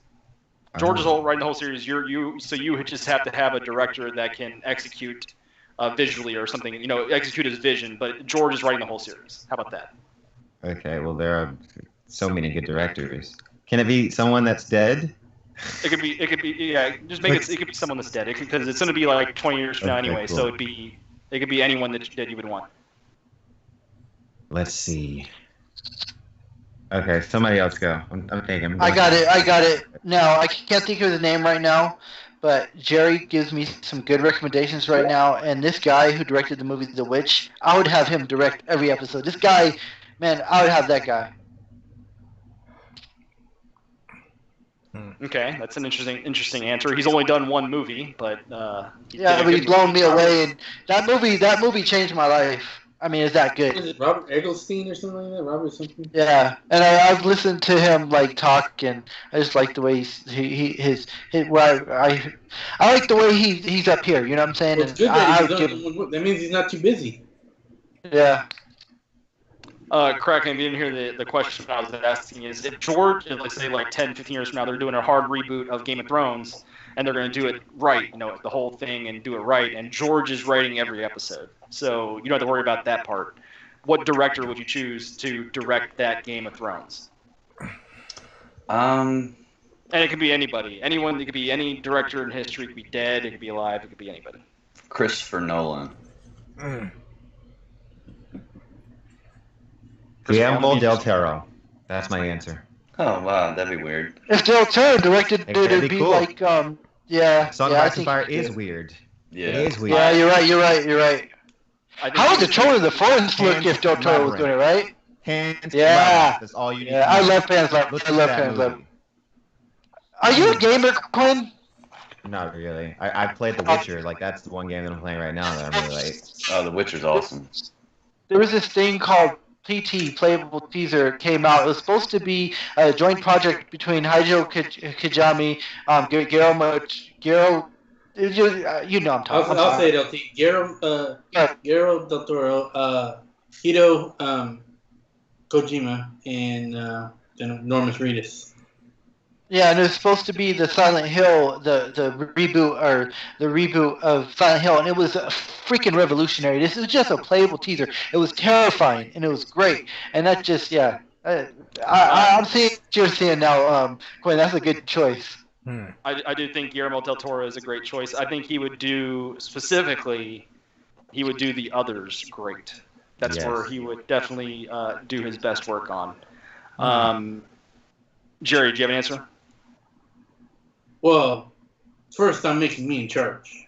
That's the first thing I'm doing. And another thing I'm doing is I'm completely changing the format. I am not doing a week-to-week episodic TV adaptation. I am doing a streaming, dump it all of the other time. And not only that, I am not limiting myself to a 10, 13 episode thing. I'm just saying, if an episode, each episode is going to be a chapter. So some episodes will be 15 minutes. Some episodes will be 45 minutes. So, I mean, you're releasing it all at the same time. Who the fuck cares, you know? There's no constraint on time. Yeah, but Jerry, if you do it that way, how are you going to get... You can't get inside people's heads, and that's what the book is. You can get inside people's heads in certain ways. It's not going to be exact. Yeah, but let me give you an example of stuff you can't do. Like, okay, when they're sitting at the table with Tywin and everything, and Joffrey's like, "I am the king," and Tyrion's thinking in his head, "This is interesting." There's no way you can put that on camera. There's a lot of examples like that. Like, Handmaid's Tale. An actor that could do the expression. We can read his face. That's exactly how Hulu's new show, The Handmaid's Tale, is done. They do the voiceovers of what she's thinking, and it worked really well in that show. I totally recommend it. Yeah, it did. Oh, okay. So that's how I'm doing it. As far as the director, I mean, I'm going to be following the book to T, and the books will be done. So I really just need someone to help me adapt and just to make things look good. I mean, I could go with fucking Ridley Scott at this point, who does really good at that. I could go with fucking Dennis Villeneuve, who, you know, it doesn't really matter. Like, there's a lot of talented directors that could get it done for me as long as I'm writing, as long as I'm in charge, you know? Well, yeah, you took my answer. My answer was going to be Ridley Scott, because obviously when Ridley Scott's left to his own devices, he tries to get all philosophical. Yeah. He tries to make Deckard a replicant. He tries to, he does this thing with Prometheus. But when you actually look at his stuff, you look at Kingdom of Heaven, which I didn't really like. It was boring. But the war scenes, the medieval war scenes, were excellent. You look at like Gladiator in the beginning, that like epic scale war scenes were great.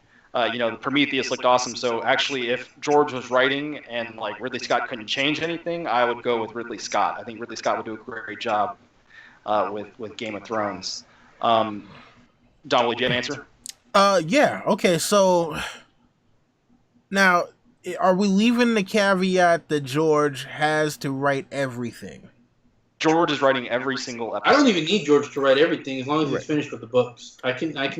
Right, because adapting the books really well. Because if George is finished with the books, I think someone who has done great just as a showrunner, even though he hasn't done adaptions, I think someone who would do great as a showrunner would be Vince Gilligan, guy who did Breaking Bad and is currently doing Better Call Saul. Oh yeah. Now, as far as a director is, man, so you're saying any director from all time history? Yeah. See, like, man, you could have said like Kubrick, but I feel like Kubrick would be like he'd try to make it too much of his own. Kubrick. I was gonna say Kubrick at first, but then I was like, yeah, like what he did to The Shining versus like The Shining book, he always tries to do his own thing. Like he doesn't really care about the source material generally. All right, so I would say someone who does epic scale adventure, but also knows how to do drama and intrigue. Steven Spielberg. Basically, Ridley Scott. Nah, I would go with Steven Spielberg. That's a good choice. Do you guys think that Peter Jackson would try and make it his own if he got the opportunity? I don't know. I mean, when he did Lord of the Rings, he did one of the most faithful adaptations I've ever seen. But he did that out of love for the book, for the rights, the books. Yeah, and I wasn't. I'll be honest with you. Like, yeah, I like the Lord of the Rings movies, but then when he, the Hobbit. Oh my! I was like, Did he direct those? Yeah, he did the Hobbit movies. Okay. Yes. Yeah, I figured. I felt like the Hobbit movies were a one-time watch, but yeah, Lord of the Rings were great. I was waiting for Peter Jackson for scenes with Thoros because you know how like in Dead Alive, you got that priest that's just beating the shit out of everyone, and he's like, "I kick ass for the Lord." I would have that. I would have him direct Thoros and swinging his sword and saying that I kick ass for the Lord of Light.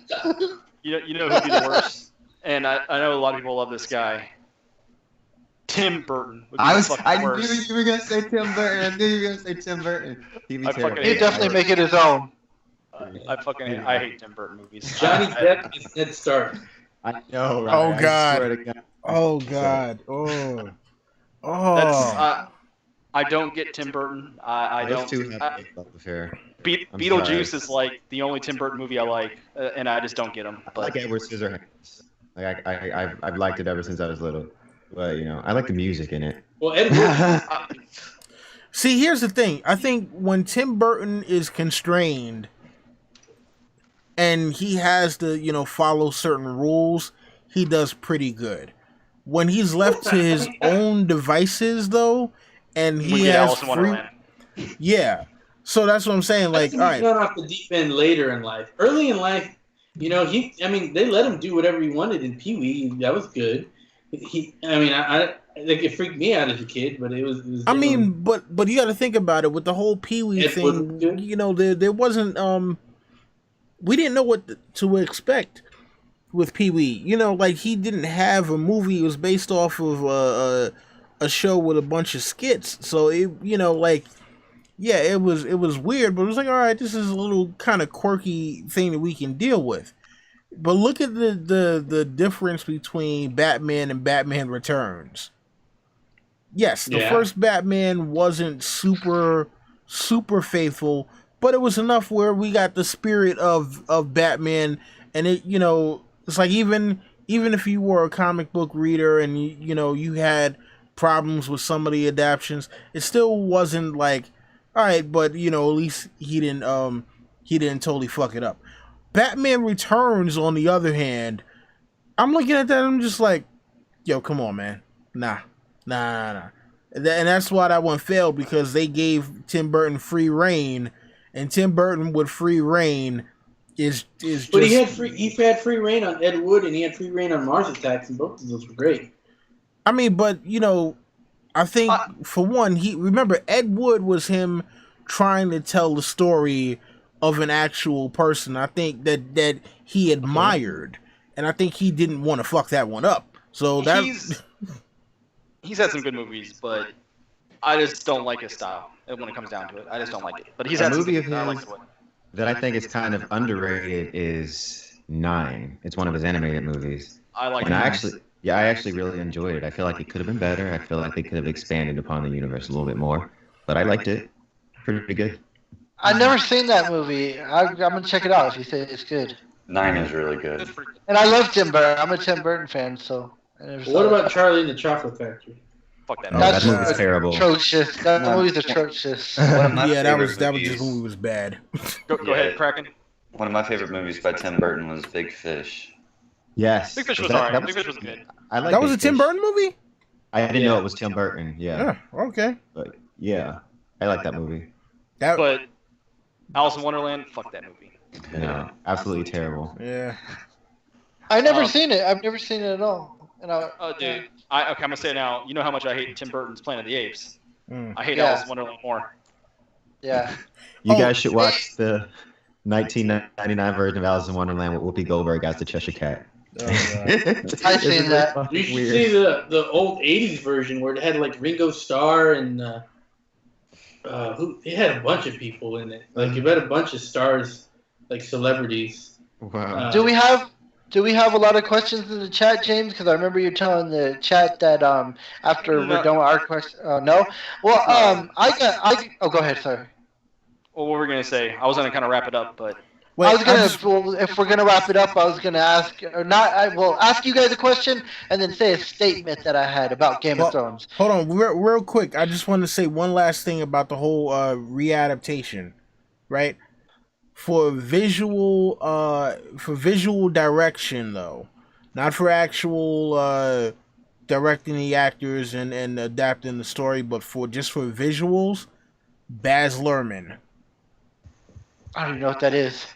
Baz Luhrmann is a director. He directed I'm sorry. I thought you were saying that was a movie. I apologize. No. Baz Luhrmann did what's that shit with Leonardo DiCaprio? I don't know, man. He Romeo and Juliet, Great Gatsby. I don't know. I feel like Ridley Scott is, to me, he's the choice. But I agree. I mean, that's the one I said too. All right. So, is there something that you guys want to see this season or next season that if you don't see it, you feel like you're going to be gypped? And now I'll have my example. This is one thing that I'm going to pull my hair out if it happens. If the mountain gets burned by Daenerys' dragon and doesn't go out fighting, like nobody kills him, if he just dies getting burnt, I'm gonna just like Willie said about Littlefinger dying for no reason. I'm giving that episode a 1 automatically. If that's how the mountain goes out, he's got to fight somebody. It doesn't have to be the Hound. It doesn't have to be, but he has to go out fighting. If he goes out just being burnt, I'm done. That episode. I don't care if it's the season finale of next season. I'll give it a 1. Fair enough. If it happens this season in the season finale, and I'm pretty sure Littlefinger's gonna die, and it's gonna be through that stupid manufactured scheme. So it's gonna meet the conditions of a Don Willie run. 1. Are you two going to give it 1s? Episode 7. If those happen. I wouldn't give it a 1. No. Wait, I know, but you didn't make these claims, Kraken. All right. But so say that again, Jerry. Littlefinger dies based on this.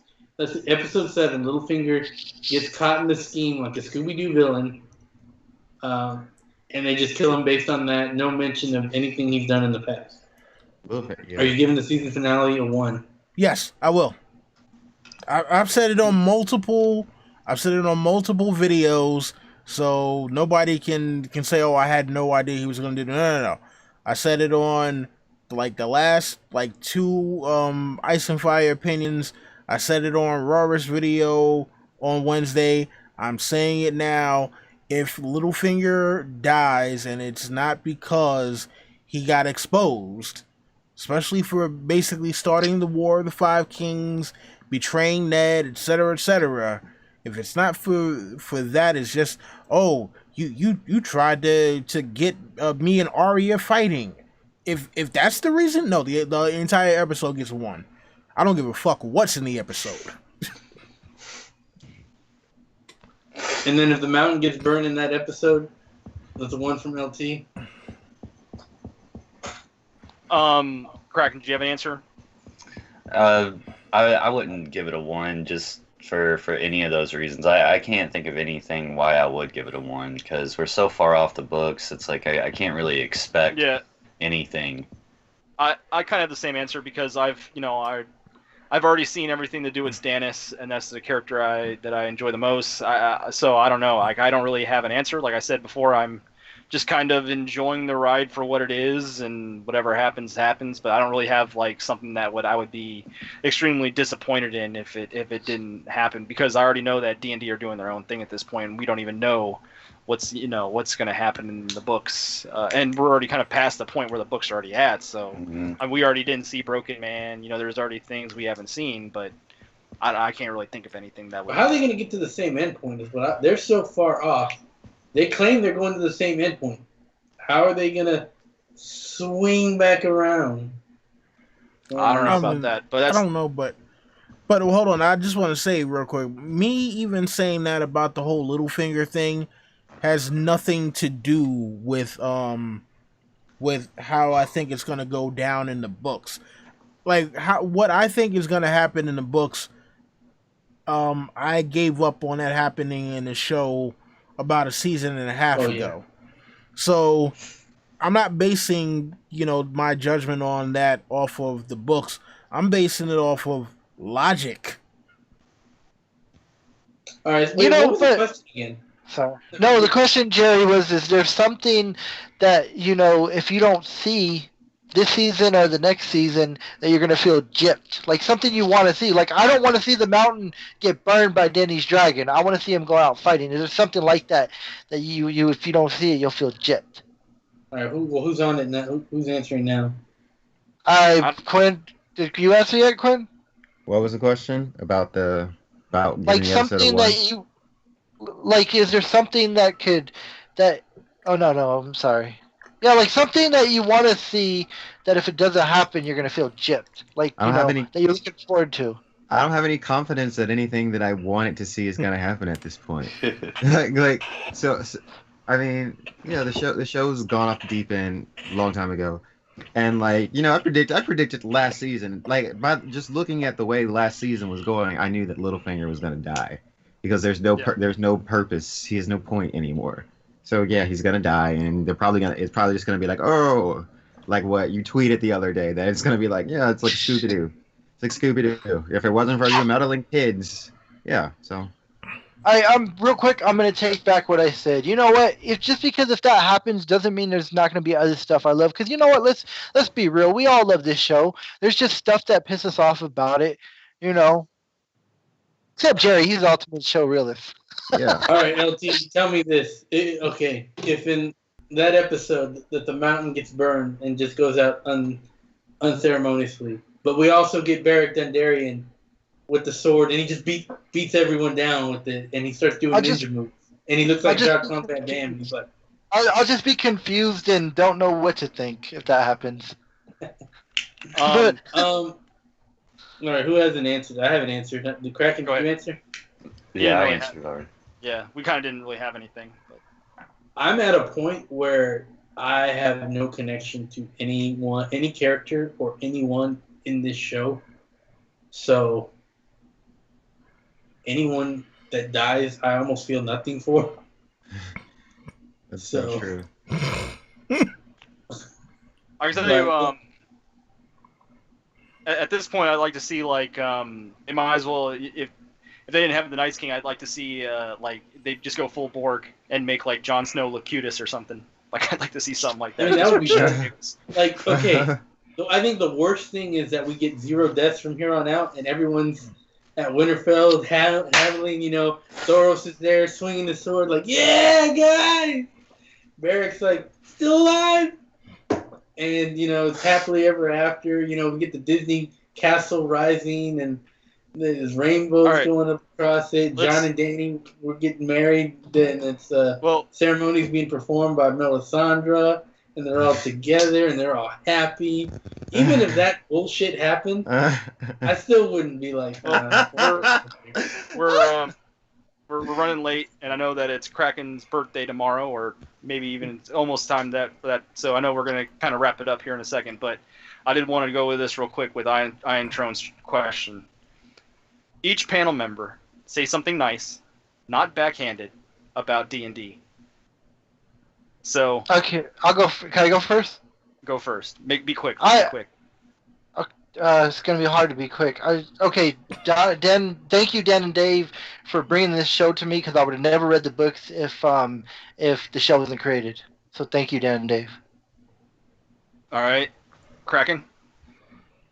I thought that they did an excellent job on the episode Watchers on the Wall. All right. Agreed. Don Willie? I think that the Night King as a villain was actually a good invention for the show, and I hope that they're able to pay him off very well. Quinn?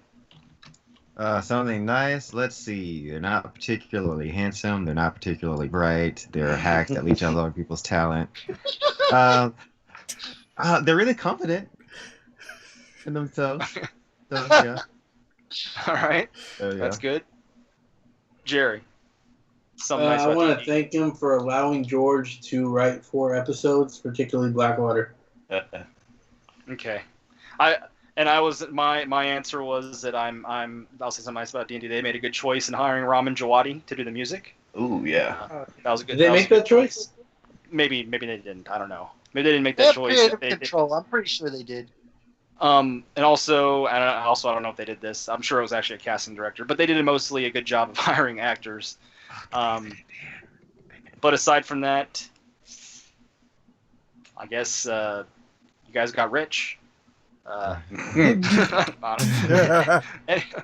Anyway, all right. So I have a hard time giving him credit for the hiring actors because I think that has more to do with HBO because HBO's been hiring great actors long before Dan and Dave even read the books, and even after they're still doing it. I'm sure it's a casting director that hired him. Yeah, Yeah, I'm possibly. sure it is. I was trying to think of something, but yeah. All right, so we're gonna wrap it up there. I want to thank all you guys for doing this. Thanks for Quinn for joining us, and we're gonna wish Kraken have a happy birthday coming up. He's turning 68. 68. Yeah. So yeah, if you guys want to go around the horn real quick and give a happy birthday or plug whatever. So Jerry. Yeah, first, happy birthday, Kraken. Hope you have a good day tomorrow, and I hope you have a especially good evening tomorrow because we are doing. Is this confirmed? We're doing it. I haven't been able to look into it that much, and I'm gonna be pretty busy tomorrow. Let's just check in if we can, we can. If we can't, then we'll just Okay. we'll push it off. Then never mind. Jerry the Targaryen Steamboat, take it away, LT. Happy birthday, Kraken. You're still younger than me, but I look up to you sometimes, but you're still younger than me. Thanks, buddy. Quinn. Happy birthday, Kraken. So, Thanks. and I might use Vice Fire. You know him. Don Willie. Yeah, man. Happy birthday, Sir Kraken. Man, oh man. Hope you have an excellent day tomorrow. Hopefully we'll get to reconvene for a chapter really soon. And yeah, man, listen, you already know where you can find me at. James, thank you for putting this together at the last minute. And thank you to everybody watching in the chat now and all of those who will watch this later. Yes. Just want to say happy birthday to Kraken. And thank you guys for doing this. It's fun. It's always fun. And we'll maybe try and do more of these, A Feast for Bros, in the future. And yeah, it's interesting that, me and Kraken are almost about the same age. I'm a little bit younger. I'm the second youngest member of the watch. But yeah, so Kraken, happy birthday. And Thanks, buddy. you can go ahead and sign off and say your piece. Yeah, everybody in the chat, thanks for saying happy birthday, and thanks for coming by. This was a little impromptu, but I'm glad we pulled it off, and can't wait for the next one. I always love doing a Feast of Bros. So thanks, everybody.